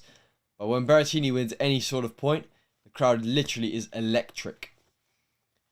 Extremely long set here. And let me look up what the longest match, because I have a feeling this may be the longest match in ATP Finals history. I just have a feeling. We played I was watching the Gaston Mazzetti stream before I had training the next day. It happened to be the longest match in next gen history. This is by no means a short one. Serve out wide, Zverev's backhand misses long. 2-2. Zverev getting annoyed at himself that he missed that return. Understandable. Understandable. Does not say the longest match of ATP Finals. Strange. ATP Finals. 2-2. So down the tee goes in the net from Berrettini. Am I delayed here? I'm slightly delayed. As he hits, it says 3-2. my screen, I think my iPad's slightly delayed. Yeah, 3-2 Berrettini. Keeping the mini break. And now Sverev wants to switch sides at 3-3 all, I'm sure. Back now, there we go.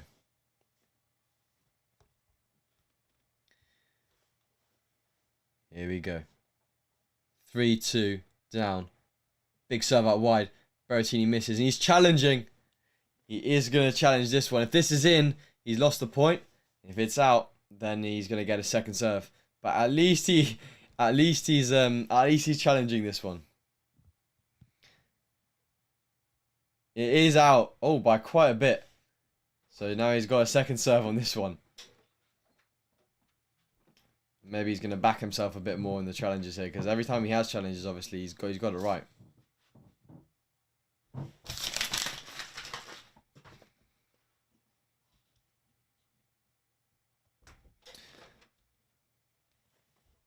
Can Berrettini make a forehand here?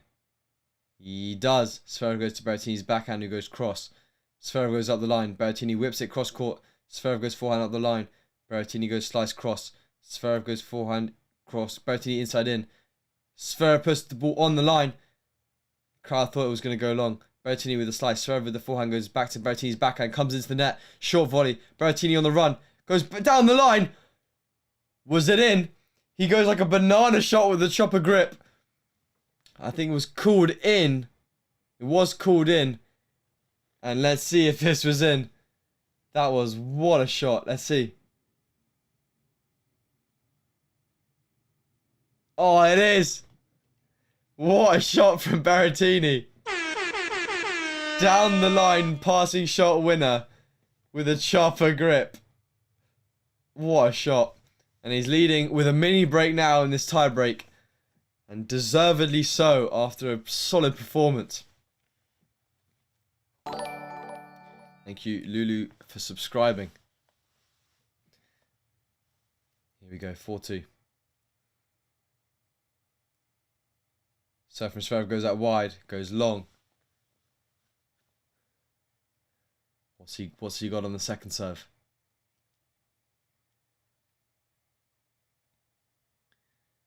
Second serve goes kick to Berrettini's backhand, goes up the middle. Sverev goes backhand cross. Berrettini goes backhand into the net. It's fine. It's fine. It's on his serve. I mean, just a cheap error from Berrettini there, but it was a good second serve return. I feel like he took it early and could have been aggressive on it maybe a bit more. But now it's all on Berrettini's serve. The pressure is all on him. How's he gonna deal with it? That's the question. 4-3, a chance to get some match points on the scoreboard.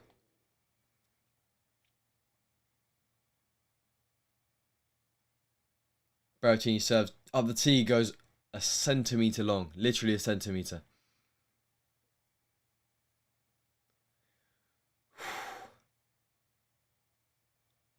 Second serve. No, the stream's buffering. Kick serve, Zverev's forehand goes up the middle. Berrettini inside in, comes into the net, misses wide, goes in the fist pump. He holds one of his own service points. Now if he holds the other, he's got some set points. But, I mean, it's all about the confidence in these points. Can Berrettini find a forehand? Can he make it? And can he do some damage with it? Those are the big three questions. I mean, hitting to Berrettini's forehand at this stage from Sverev is just asking to lose the point. First serve from Berrettini goes in the net. Needs to find a first serve. 2:24, so it was going big.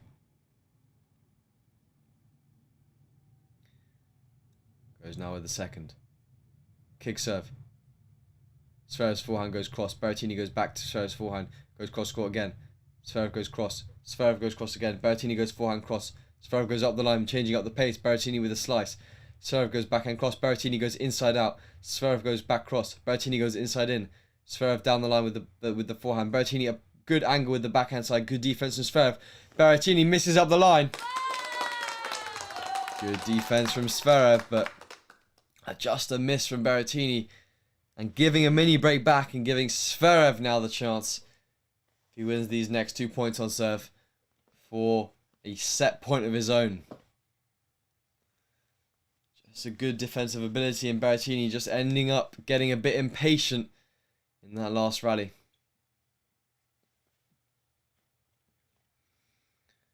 This really is a battle between these two guys so far in this match. Nothing separating them. 4-5. Sverev on serve. Goes into the net.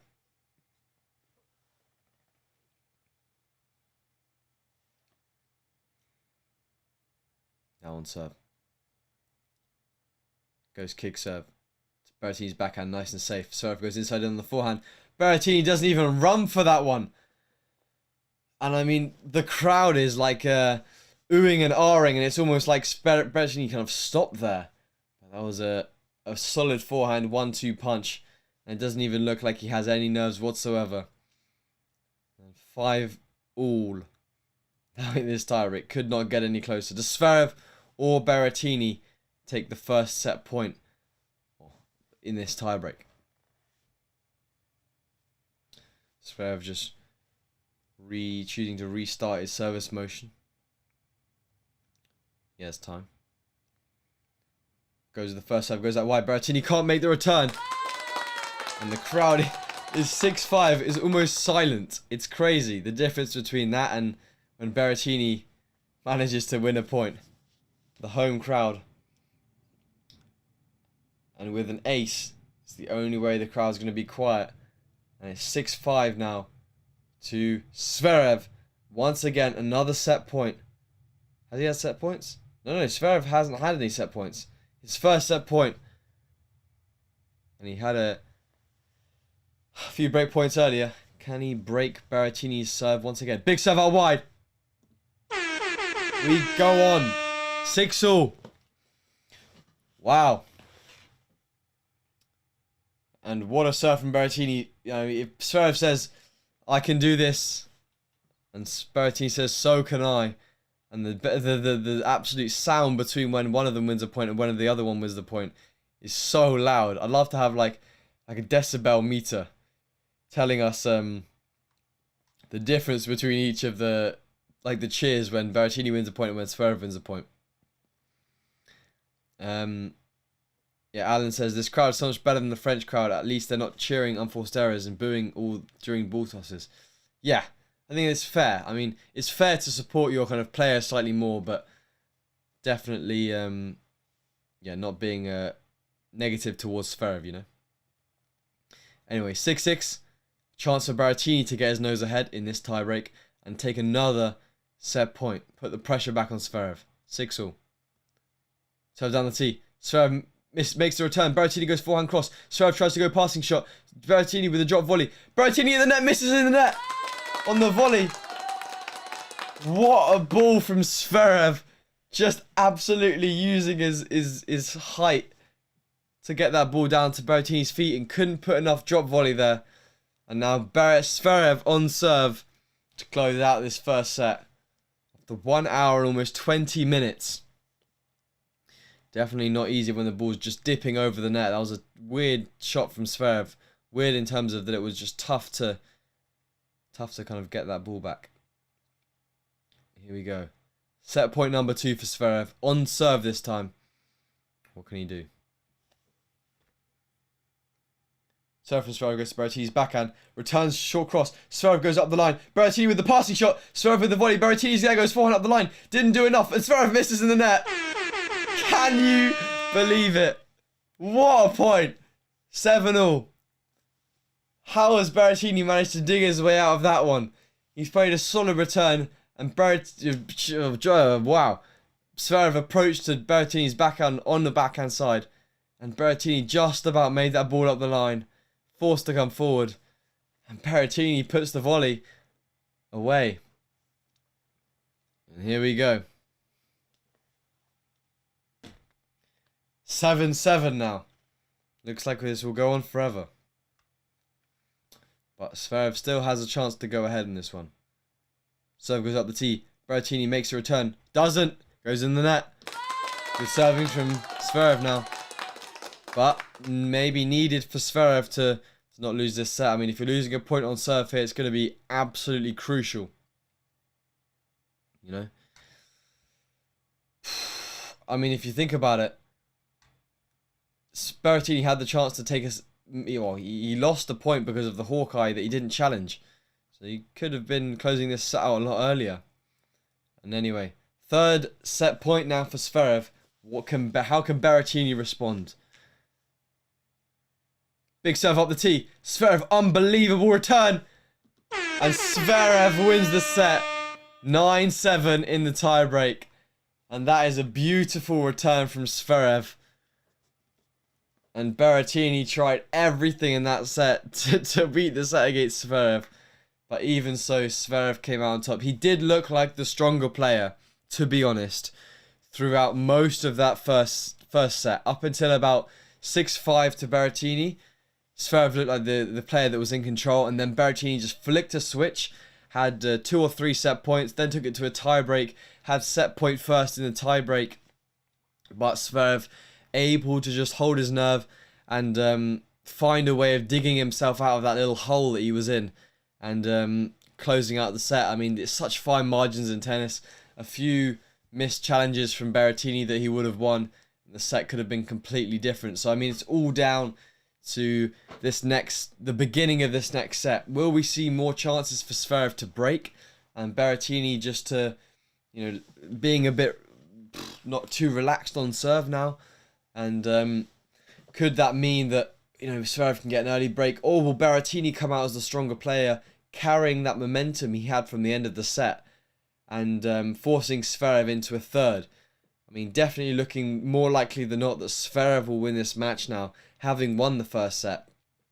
But could we see a match like the Hurkacz-Medvedev match where Berrettini does end up coming back and winning the next and then pushing Zverev all the way? And maybe even winning in a third set. Who knows? I mean, all to play for in this one.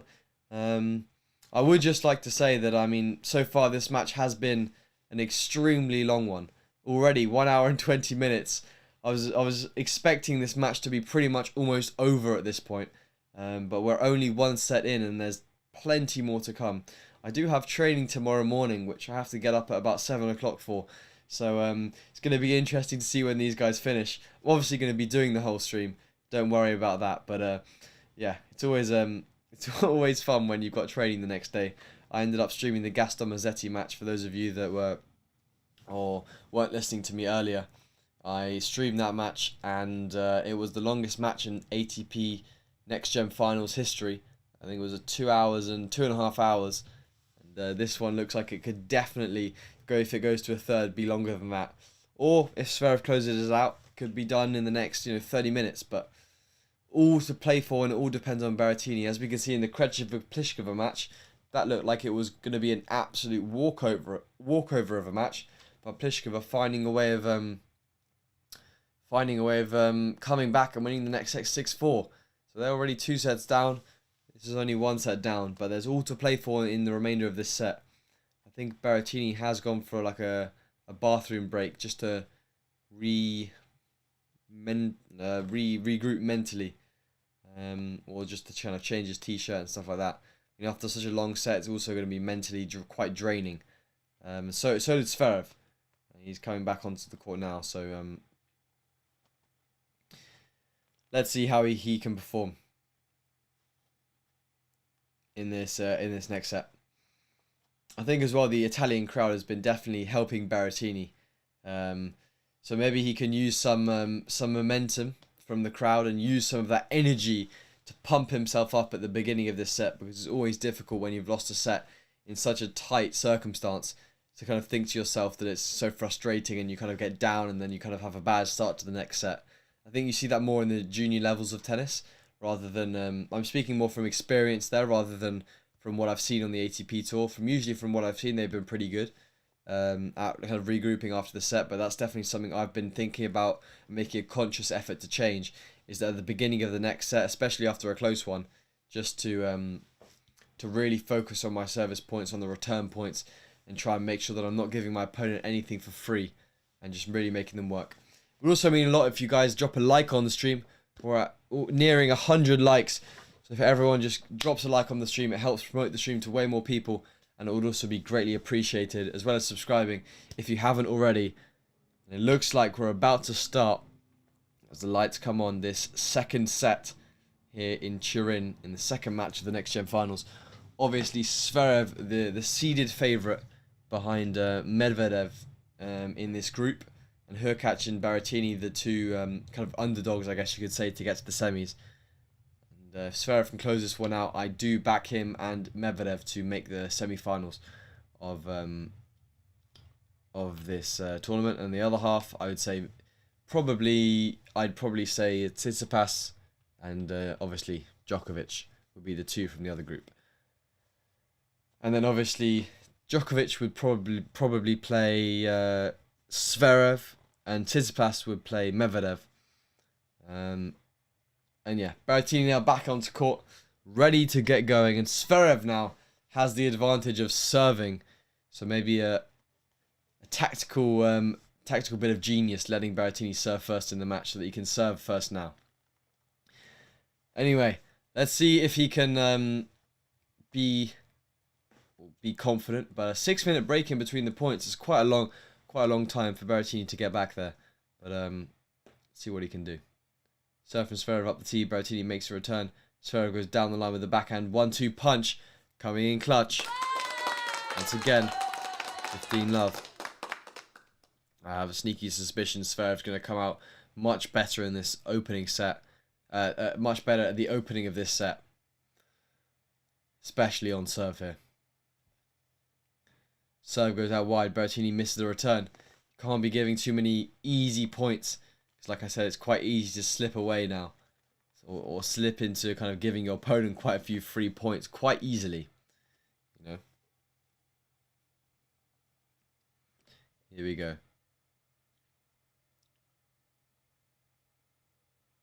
Sverev serve out wide. Berrettini making the return. Sverev goes back cross court. Berrettini with the slice cross. Good defense, and Sverev misses the backhand. Just making that one extra ball does really make a difference. I've just noticed when they're serving, the boxes next to the line umpire's feet are flashing. So it's really kind of distracting almost watching. I was trying to figure out what it was for first set. Serve goes out wide. Berrettini missed the return once again. I'd like to see an unreturnable serves stat from this match so far, because I'm sure for both of these players, but Sverev in particular, will be quite high because he has managed to get quite a few points on his first serve. For free, that is. You know, having not really done much, done anything other than hit an absolute bomb of a serve.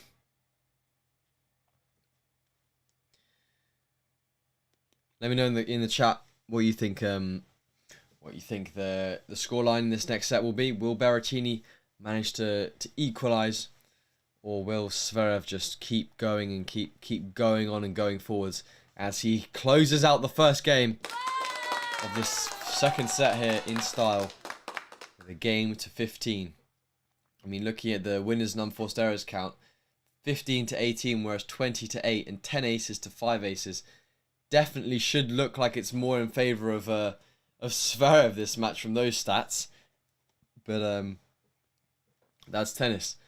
Stats don't always tell the story of the match. Even points won, you can sometimes win a set and lose more points than you've won. You got to remember it's about the points that you do win that are the biggest factor. You know.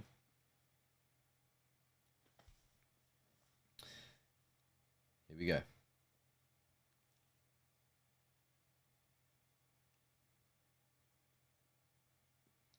Serve goes up the tee. Sverev puts the ball really good depth on the return.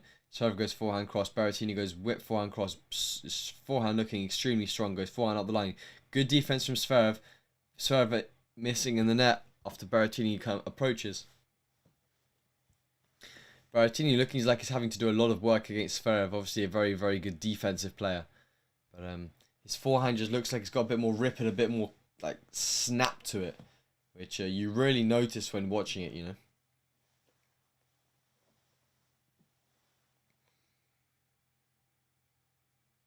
15 love Berrettini.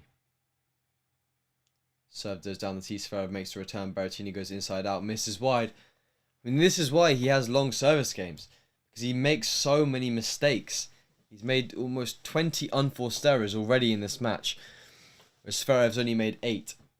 And that's why he struggles in his service games. Because he gives 3 points to Zverev. And has to work really, really hard on serve to just to neutralise that, you know. Serve from Berrettini goes up the tee. Zverev makes the return. But goes long. Gets a racket on the return but goes long. And there's Berrettini relying on his big serve to dig him out of some of these holes that he's creating for himself by missing in the points. I mean, it's not a bad thing to miss, I guess, because he's going for the points. And when it goes in, I'll obviously say, oh, it's a great shot. But just has to maintain a bit more of a balance. Serve goes down the tee. Sverev makes a return. Berrettini with the forehand gets a net cord. Goes bang on the line. Berrettini goes backhand cross. Good angle again. Sverev goes up the line. It's a winner. Good points from Sverev. 30-all. Again, like we saw in the first set, going deep in these opening service games.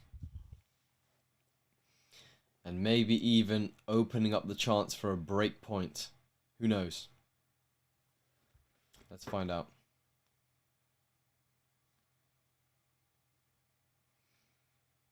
.30-all. And again, it already feels like this set is going to be a long one. Just by the back and forth element already that kind of noticing.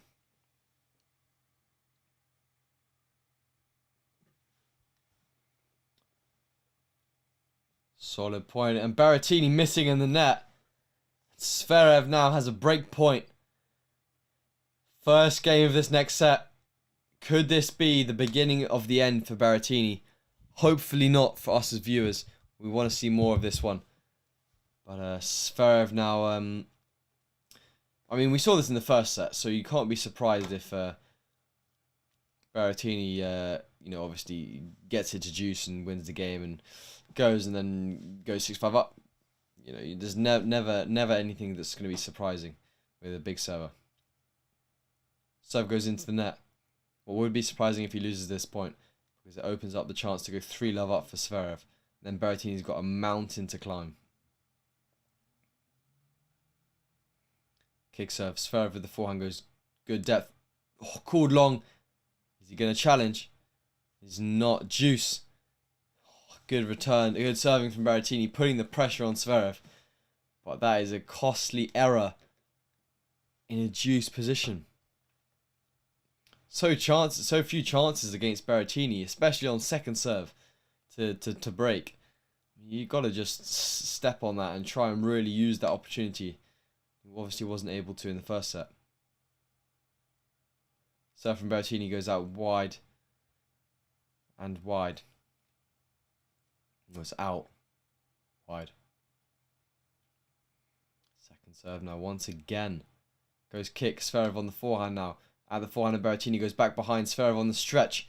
How has he managed to get that? Berrettini goes inside out, but Sverev gets there once again, but puts the ball into the net. He's annoyed with himself on that one. I mean, he's just making his life so difficult by playing to Berrettini's forehand. I mean, yeah. I mean, there's no way he's going to be able to out-rally Berrettini's forehand the way that he's hitting the ball.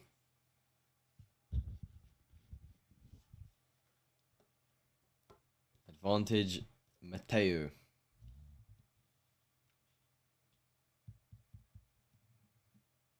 Serve now goes down the tee. Sverev puts the ball short up the line. Berrettini goes back up the line. Now runs, goes inside out. Sverev goes backhand through the middle. Berrettini goes inside out. Called wide. Looked into me, and he's challenging it. Thank God. Thank you, Berrettini, that he's challenging this ball, because if this is in and he wouldn't have challenged it, would have been so frustrating. No, it's wide. It does widen it. It calls stands and it is juice. And Sverev once again digs his way a bit deeper into Berrettini's service game with a cheap error from Berrettini.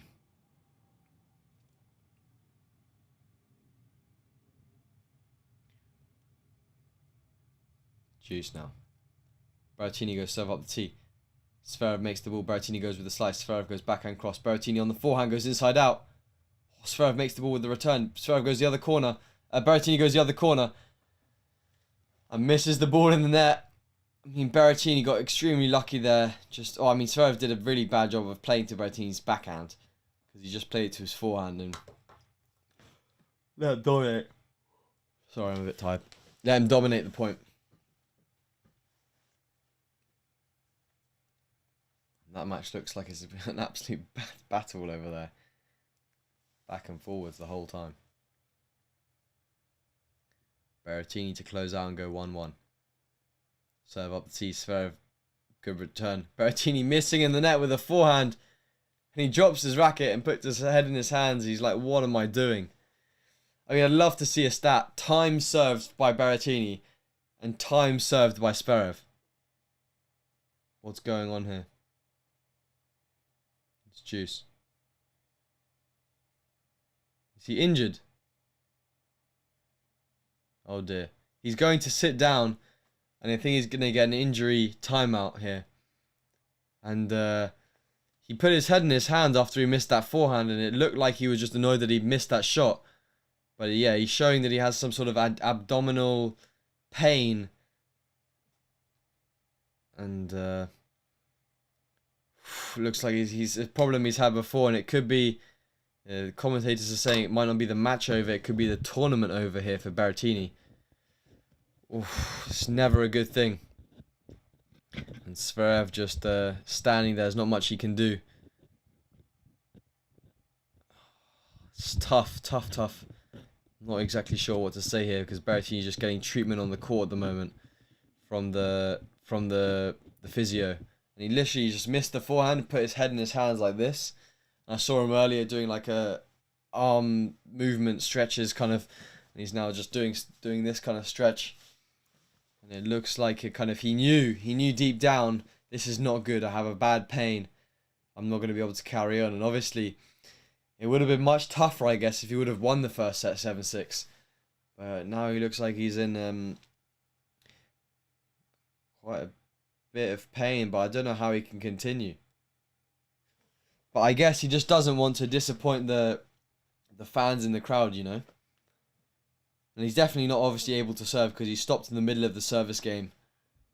And it looks like he's going to go to the physio room, maybe? Or carry on? What's happening here? Can't exactly see. He looks like he's shaking his head to his box. What's going on? Come on. I mean, I think the physio is going to do some work on him. Sverev giving him a towel to do some work on. I think they're going to be, obviously working on him on the court. So I think they're going to start the timer for the injury timeout. Yeah, he's lying on the floor now.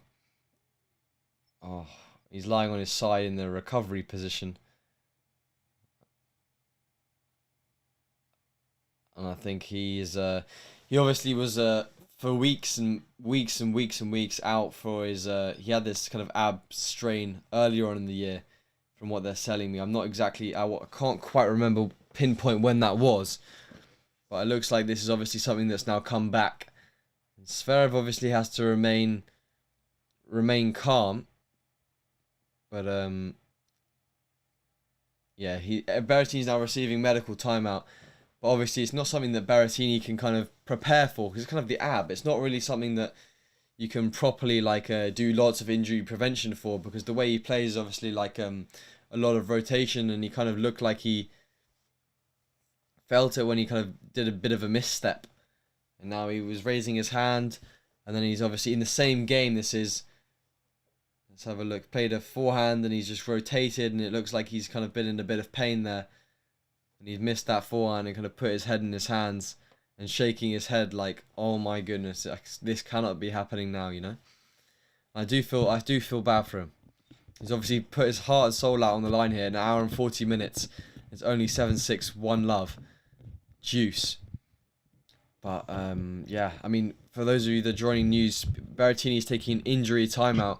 It looks like he's had some sort of ab problem in the past, and this has now come back.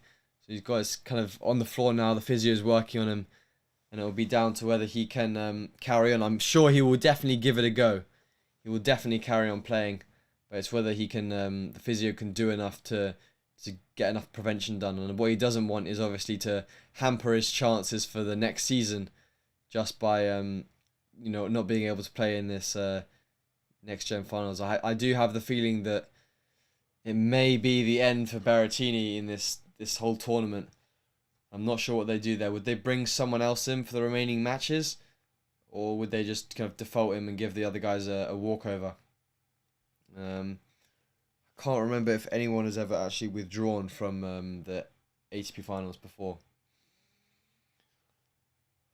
but we'll see. I mean, if I were him, I would stop. It's not worth risking your next 2022 year on this injury and playing this event, because I have a feeling Berrettini will definitely be here next year once again. The way he's playing his game style, but obviously he might struggle if he's obviously injured during Aussie Open, because the Grand Slams where you make the big points. And he looks like he's in some sort of pain, and looks like he's struggling. It looks like he's on the left kind of lower ab portion that he's getting kind of massaged now by the physio on court. They don't actually have a timer on the thing, so I need to see if they tell me how long there is actually on the medical timeout. Sverev just kind of pacing around the court. 30 seconds remaining. Surely that's not long enough to help kind of what this is, and some of the Italian fans looking frustrated, I guess. This may result in the end of the match, because they were looking forward to Berrettini coming back. They were pumped up, and how quickly tennis changes in 20 minutes. It goes from 6-5 with set points to maybe pulling out of the whole tournament. The only Italian player as well, a home favourite. We'd at least like to see him play another group match, but we'll see. Let's have a look. He's putting his cap back on, so I think he's going to give it another go. But let's have a look.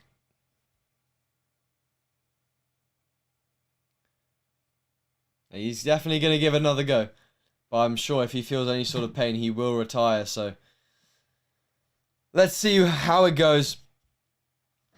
Let's see. It'll be an interesting one now. If he loses the service game as well, he's still in a tough position. Now he's obviously having to serve as well, which is not great for the ab. Let's have a look. Will his first serve speed struggle? 7 minutes since the last point now. Let's have a look. Oh, it's so slow. That's not good. Oh, he slapped a forehand. He's going to retire here. He's retiring. Oh no. He's in tears. That's frustrating. Oh, what a tough way to finish a match. An hour and 40 minutes in front of a home crowd, and he's having to retire due to injury. I mean, I think Sverev would have maybe gone on the whole way to win this match anyway, but an absolute battle from Berrettini. And unfortunate that he now has to obviously retire, and obviously I guess from the tournament maybe. That won't be confirmed right now, but I don't think he'll be playing for the tournament. I mean, it was amazing atmosphere from the home crowd, and that will be even more reason to try and get some rehab in and try and play the match the day after tomorrow. So he has 1 day rest, so maybe he comes out and plays. But I mean, if he isn't really able to play this one, then I'm not sure I see him in 2 days. 2 days finishing the match. Any of you that are new now, Berrettini had to retire due to injury. A tough loss. Not a tough loss, but a tough moment for Berrettini. A tough pill to swallow. I mean, after a crowd of who was so behind him the whole time, supporting and backing him. Obviously, having set points.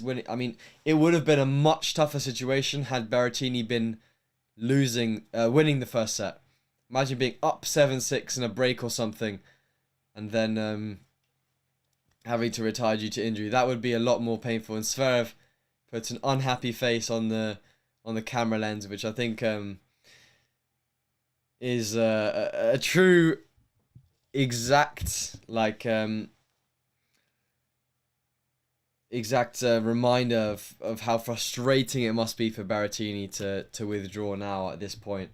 I suppose it's not nice for Sverev as well, because I guess, they're playing to beat these players. They're playing for the experience, and it's never nice to have a battle and then have it cut short by an injury, because obviously, you kind of feel like you're not deserving the win fully, and it's obviously tough, and you feel kind of bad for your opponent a lot of the time.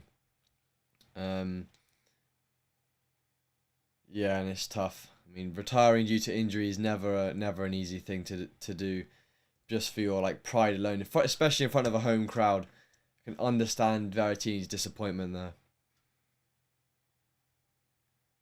And Sverev is saying is the worst feeling a player can have, qualifying for the tournament at the end of the year, and then in the first match having an injury, and then really struggling to put into words how frustrated Berrettini must be, having qualified, like I said, and now having to retire. It's so tough.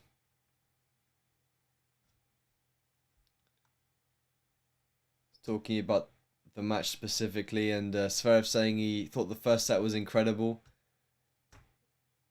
and he said it's not really all important.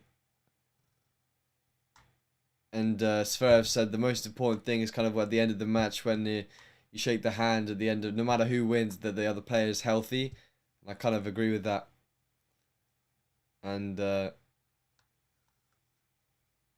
Sverev obviously feeling extremely bad and extremely gutted for Berrettini, which kind of shows how close the relationship is on tour between all of the players. And Berrettini, him saying that everyone can hopefully wait until next year, like I said, when obviously Berrettini will be here next year again. And you can only feel bad for Berrettini. And obviously, you see the scoreline, about to get a break and retiring, but this was not one of those times. You could see Berrettini definitely wanted to carry on. But yeah, huge props, respect to Sverev for being respectful, and clearly not feeling not being not very nice about it. He's being very nice and respectful and polite and stuff like that. And yeah, I mean, people have come to watch that match as well. Imagine buying an evening ticket to see a home favourite like Berrettini play in the stadium, and then it ends up not being not being even finished after such high hopes, 7-6, an absolute battle on your hands, and then ends up not even being finished. I mean, that is frustrating, for sure. I mean, definitely, obviously now a much shorter match than I was anticipating. Could have easily been 3-4 hours maybe, if each set was an hour and 20 minutes. But yeah, if you have any questions, I'll stick around and answer some questions for you guys. Seeing that we would have been streaming for slightly longer, I'll answer some questions if you have any. If not, then I can end the stream, and I'll see you guys tomorrow. I will be doing the evening stream. I believe that will be the Tsitsipas Rublev match. I'm not sure why they're not doing Djokovic in that spot. But yeah, I mean, I'll see Tsitsipas against Rublev tomorrow. Will definitely be a good watch for me. If I had to predict so far right now, I'd probably say Tsitsipas will win that one. I saw him actually at Muratoglu. As in, I talked to him kind of. I said he was trying to buy a bottle of water, and I was standing at the counter to this kind of cafe, and he was like, "Do you want to go?" And I was like, "No, you can go. You can buy a bottle of water first." And he bought his bottle, and then obviously had to run off to his training session. But yeah, I saw him at Muratoglu. I played with his brother actually at Muratoglu as well, and when we will be releasing my kind of vlog of the week. Of my kind of experience there, that will definitely be shown. I played with some unbelievable, highly ranked tennis players in the world, even with the world junior #1 for girls, or former world #1 junior for girls. So yeah, it was a crazy experience. So definitely subscribe and turn the bell notifications on, to be notified when that kind of comes out, and it's more likely to come up in your like suggested feed as well. The more you like, engage, and comment with our content, the more you'll kind of get recommended our videos, I guess. So you'll kind of know when they come out, which I guess is something you definitely want, and something that really helps kind of support the channel, because we've got big plans for the future of the next year, seeing that I'm now free and I don't have any school. Definitely some big plans to come, and a lot to look forward to. Just for those of you that don't know me, I'm 18 years old. I've now taken a year off between finishing school and university, and my aim is to, I guess, overall get an ATP point in this year, and I'll be playing some futures tournaments next year, maybe do a few, I'll be doing like preparation weeks before those tournaments and then playing the tournaments. I haven't obviously decided where I'm going yet, but it depends on the availability, where the tournaments are scheduled. Obviously, that they haven't really come out yet. I think it's only come out for January, but it'll be more towards March, April, May, June, July, August, that kind of time period where I'll be playing these futures events, and I'll be taking you guys on the journey, hopefully, of me playing those events. So definitely stay tuned for that type of stuff. In the meantime, I'm in sort of an off-season phase where I'm kind of training and practicing. I think this week so far, I played 16 hours of tennis, which for me is a lot. I mean, before I was maybe doing that in a maybe 2-3 weeks. And I was doing that now in 1 week with S&C on top of that. So maybe 10, 6, 7, 8 hours, 9 hours of S&C on top of that. So yeah, really a lot of hard work going in now. And then I'll begin the year next year with some tournaments here in the UK, and then, like I said, some futures after that. Sad, but Sinner is replacing him. Sinner is replacing Berrettini. I think they can both coexist, if that makes sense. I think they'll both be at the ATP Next Gen Finals, at the ATP Finals next year, which will be very, very interesting to watch, as they're both Italian, and so Berrettini is going to be obviously probably the higher seed, but Sinner's gonna come up over time, and I guess overtake, because he is slightly more talented tennis player than Berrettini. But who knows? Tennis is a sport that takes ages to master and perfect. And I guess we will never really know the true talent of a tennis player until they're kind of in their 20s, in almost near their 30s, like we're seeing from Djokovic. So I guess like that's where the true level really shows itself. I mean, he's been obviously good for an unbelievable amount of time, but yeah, definitely a future prospect. I mean, Italy have got so many good players. They've got like Sinner, they've got Mazzetti, now Berrettini. Those are kind of the main three that come to mind when you think about like future prospects of like top 10. They obviously have a few other guys like Sonego and Travaglia, I'm not sure how to say his name. And if I've missed someone, then other like Italian players that are extremely highly ranked. But yeah, in the ATP ranking, in what position is Sinner? That is a very good question. I believe he's definitely top 50. Let's have a look. He lost to Andy Murray in Stockholm, which is actually a good match. Did watch it. He's currently ranked number 10. I say definitely top 50. What am I talking about? He's number 10 in the world. I mean, it's career high of 9. So definitely just missed the cut, I believe, for the next for the ATP finals. Yeah, we'll definitely see him next year, I think. Definitely see him next year. Did you get 3-9 like Emma? Emma Raducanu. You mean 8? I did not get 3 A stars, but I got pretty close. Pretty close. I got 2 A stars and an A, which I'm pretty happy with, given that I was obviously playing tennis as well throughout the whole time and trying to keep it going, and obviously doing all the YouTube stuff, which was taking up quite a bit of time as well. Kind of the multitasking is something that's kind of helped me now with my like time management and stuff like that. Sinner had an amazing run of performances in indoor hardcourt tournaments recently. He has. He definitely has. It kind of the recent loss to Murray doesn't really do him justice. That was the last result I read. But yeah, he was obviously the seed number 1 in Stockholm and has had an unbelievable run. I mean, the guy is such a talented player. Obviously winning the Next Gen Finals at the youngest competitor, 18 years and 2 months.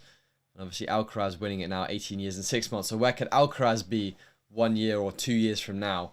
For me, definitely top 10. I mean, we could definitely see next year in ATP finals. This is my prediction of who it will be. It will be Djokovic, Sverev, Tsitsipas, Sinner. Thank you, Terry, for subscribing. Sinner, Alcaraz, Medvedev, and Berrettini. Those are the 8 players I believe will be in there next year as well. Why didn't you review or stream US Open? I did. We did stream US Open. I believe. Yeah, I think we did stream US Open, but I think the problem was that we had like a national tournaments going on at the same time and traveling, and the problem was that it began at like 3 in the morning, I think, so it really overlapped with the sleep schedule, so I couldn't get up that early in the morning, and kind of stream and then go travel and have a tournament and play to the same level that I want to do.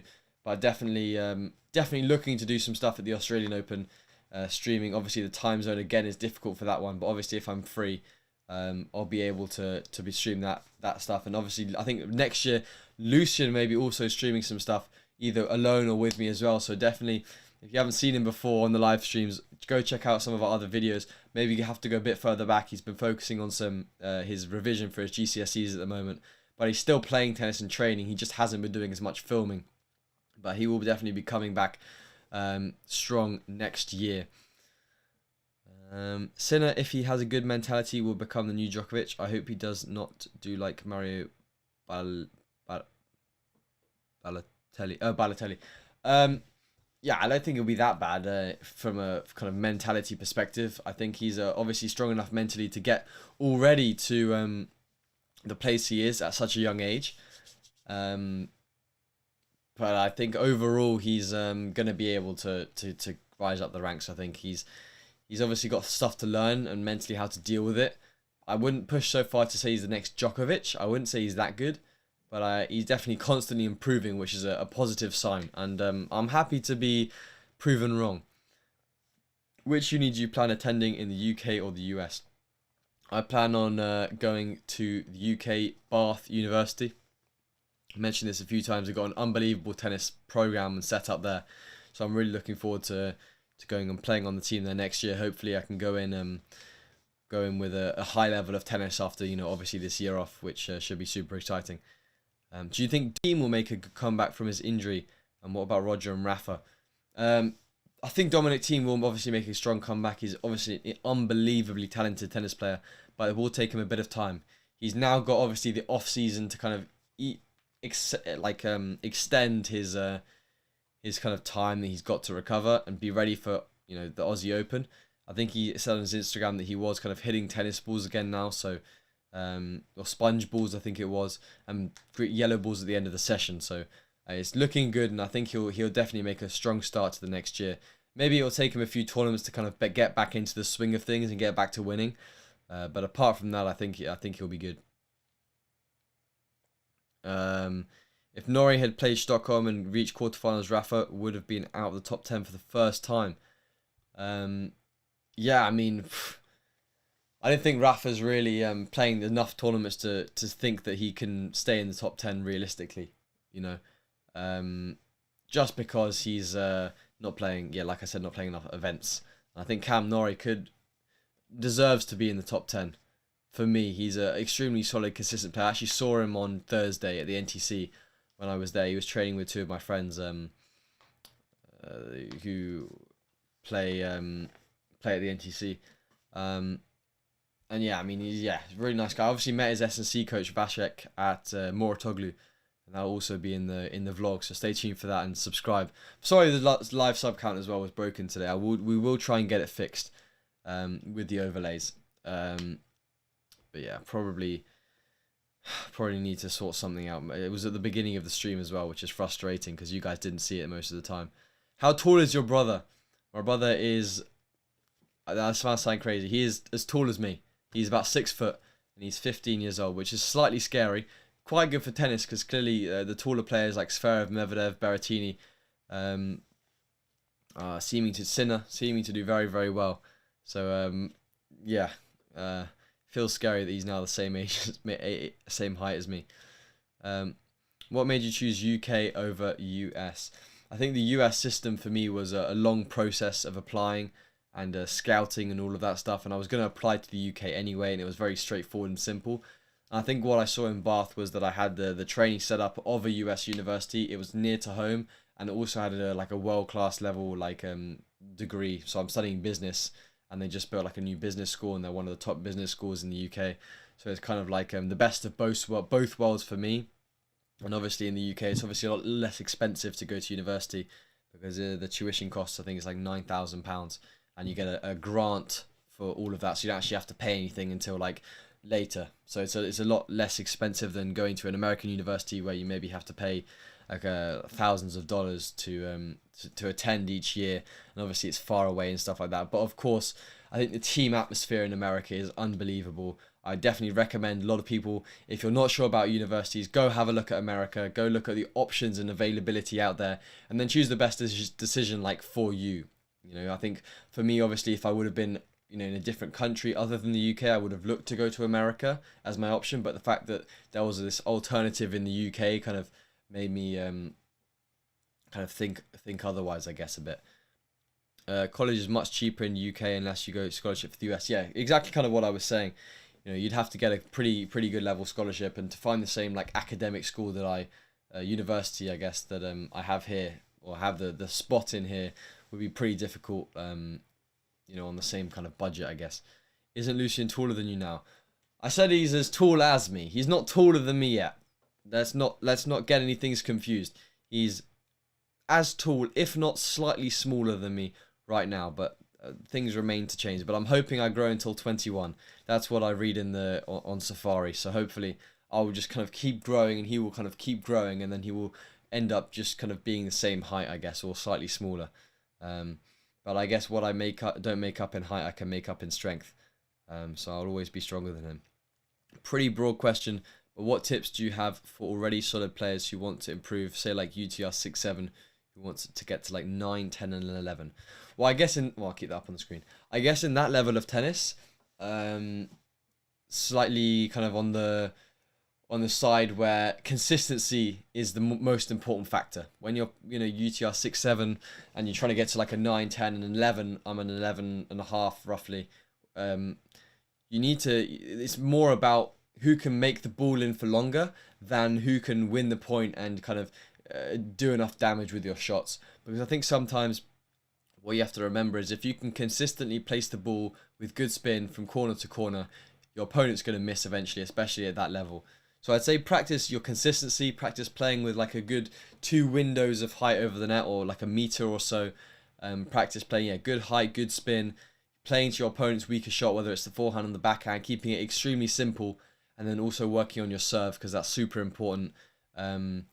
Super important to work on, because you can get a lot of free points on your serve, making it more consistent, making sure you don't make any double faults, and also making sure that your return is up to par as well, because if you're missing a lot of easy returns, then you're not going to be winning a lot of points. So yeah, being consistent, I'd say, is the number one thing. Having a good serve and return, and then number 3 would also be work on like your strength and conditioning and movement, because those are things later on when you get up the higher ranks are going to be things that are more and more important.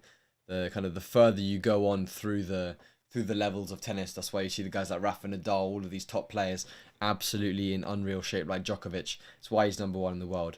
And actually, when you look through kind of the lower levels of tennis, even through to like 1,000 ATP, pretty much all of the players are in unreal shape. And sometimes, you know, from a physical aesthetic standpoint, they actually look, some of the players who are like 500 in the world look better than some of these pros, and the pros make up for that kind of in talent, but obviously they're extremely fit as well.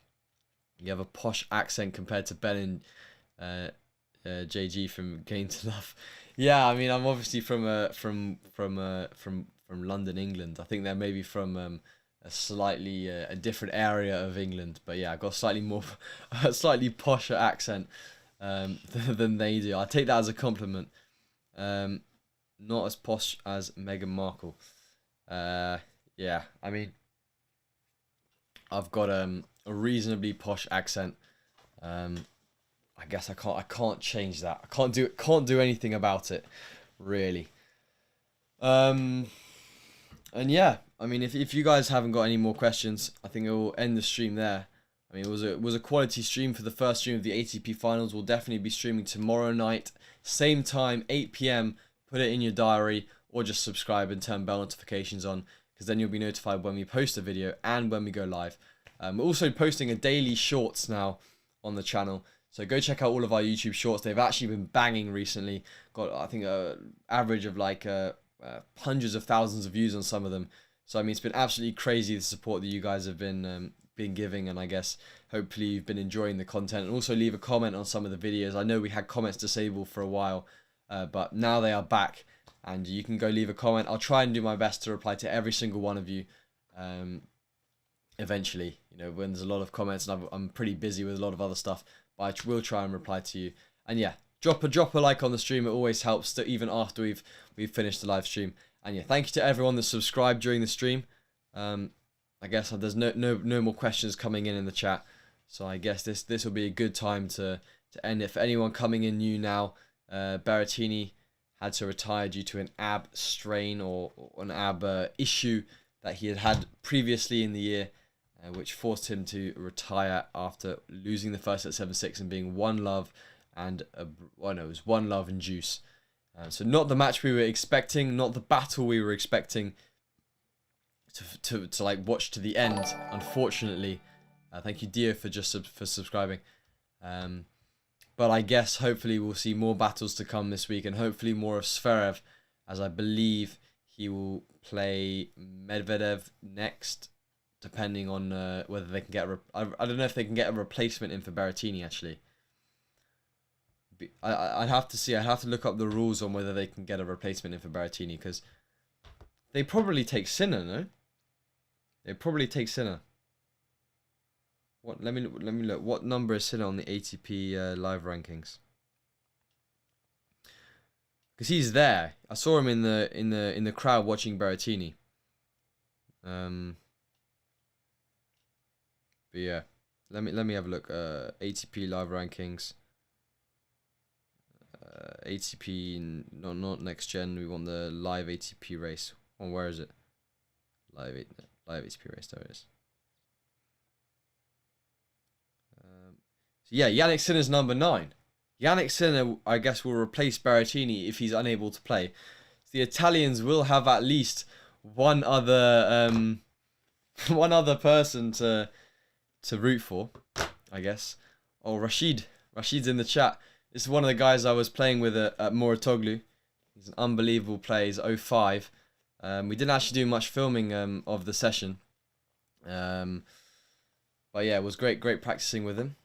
The Mouratoglou vlog, by the way, guys, will be coming out, like I said earlier, but for those of you that are joining you, in the coming weeks. So stay tuned for that one. Played with loads of great players like Rashid himself. He's actually got a blue tick on Instagram, which is a bit mad. I'm a bit jealous of his blue tick. I can't lie. Tennis Brothers needs to get that blue tick on Instagram pretty soon. But yeah, I'm gonna wrap it up for today. Thank you for watching. Yannick Sinner will be replacing Berrettini if Berrettini is unable to play. So we'll be watching Yannick Sinner play Medvedev and Medvedev later on this week, and Hurkacz, and then Sverev playing Hurkacz and Medvedev. Of course, and we'll be streaming Tsitsipas against Rublev tomorrow. And yeah, thank you for watching. I hope you enjoyed. And you can still leave... Well, actually, we're 3 likes away from 100 likes. Come on. 3 people. Can you like the video so we can end the live stream, please? But I'm not going to end the live stream until we get 100 likes. That's a fact. So, I mean, if you all unlike now, I'm going to be streaming for a long time. There we go. 100 likes. Thank you guys for having a little faith in me there. And yeah, thank you for watching. I'll see you guys tomorrow at 8 p.m. UK time. Oh, someone just unliked. 90. Oh, please. This next time, comments. Got to go to 100 again. I've got to leave it on 100. There we go. 103. Thank you everyone that liked. I'm going to quickly end the live stream before you all unlike. And I'll see you guys tomorrow at 8 p.m. Thank you for watching. I hope you enjoyed. And I'll see you guys next time.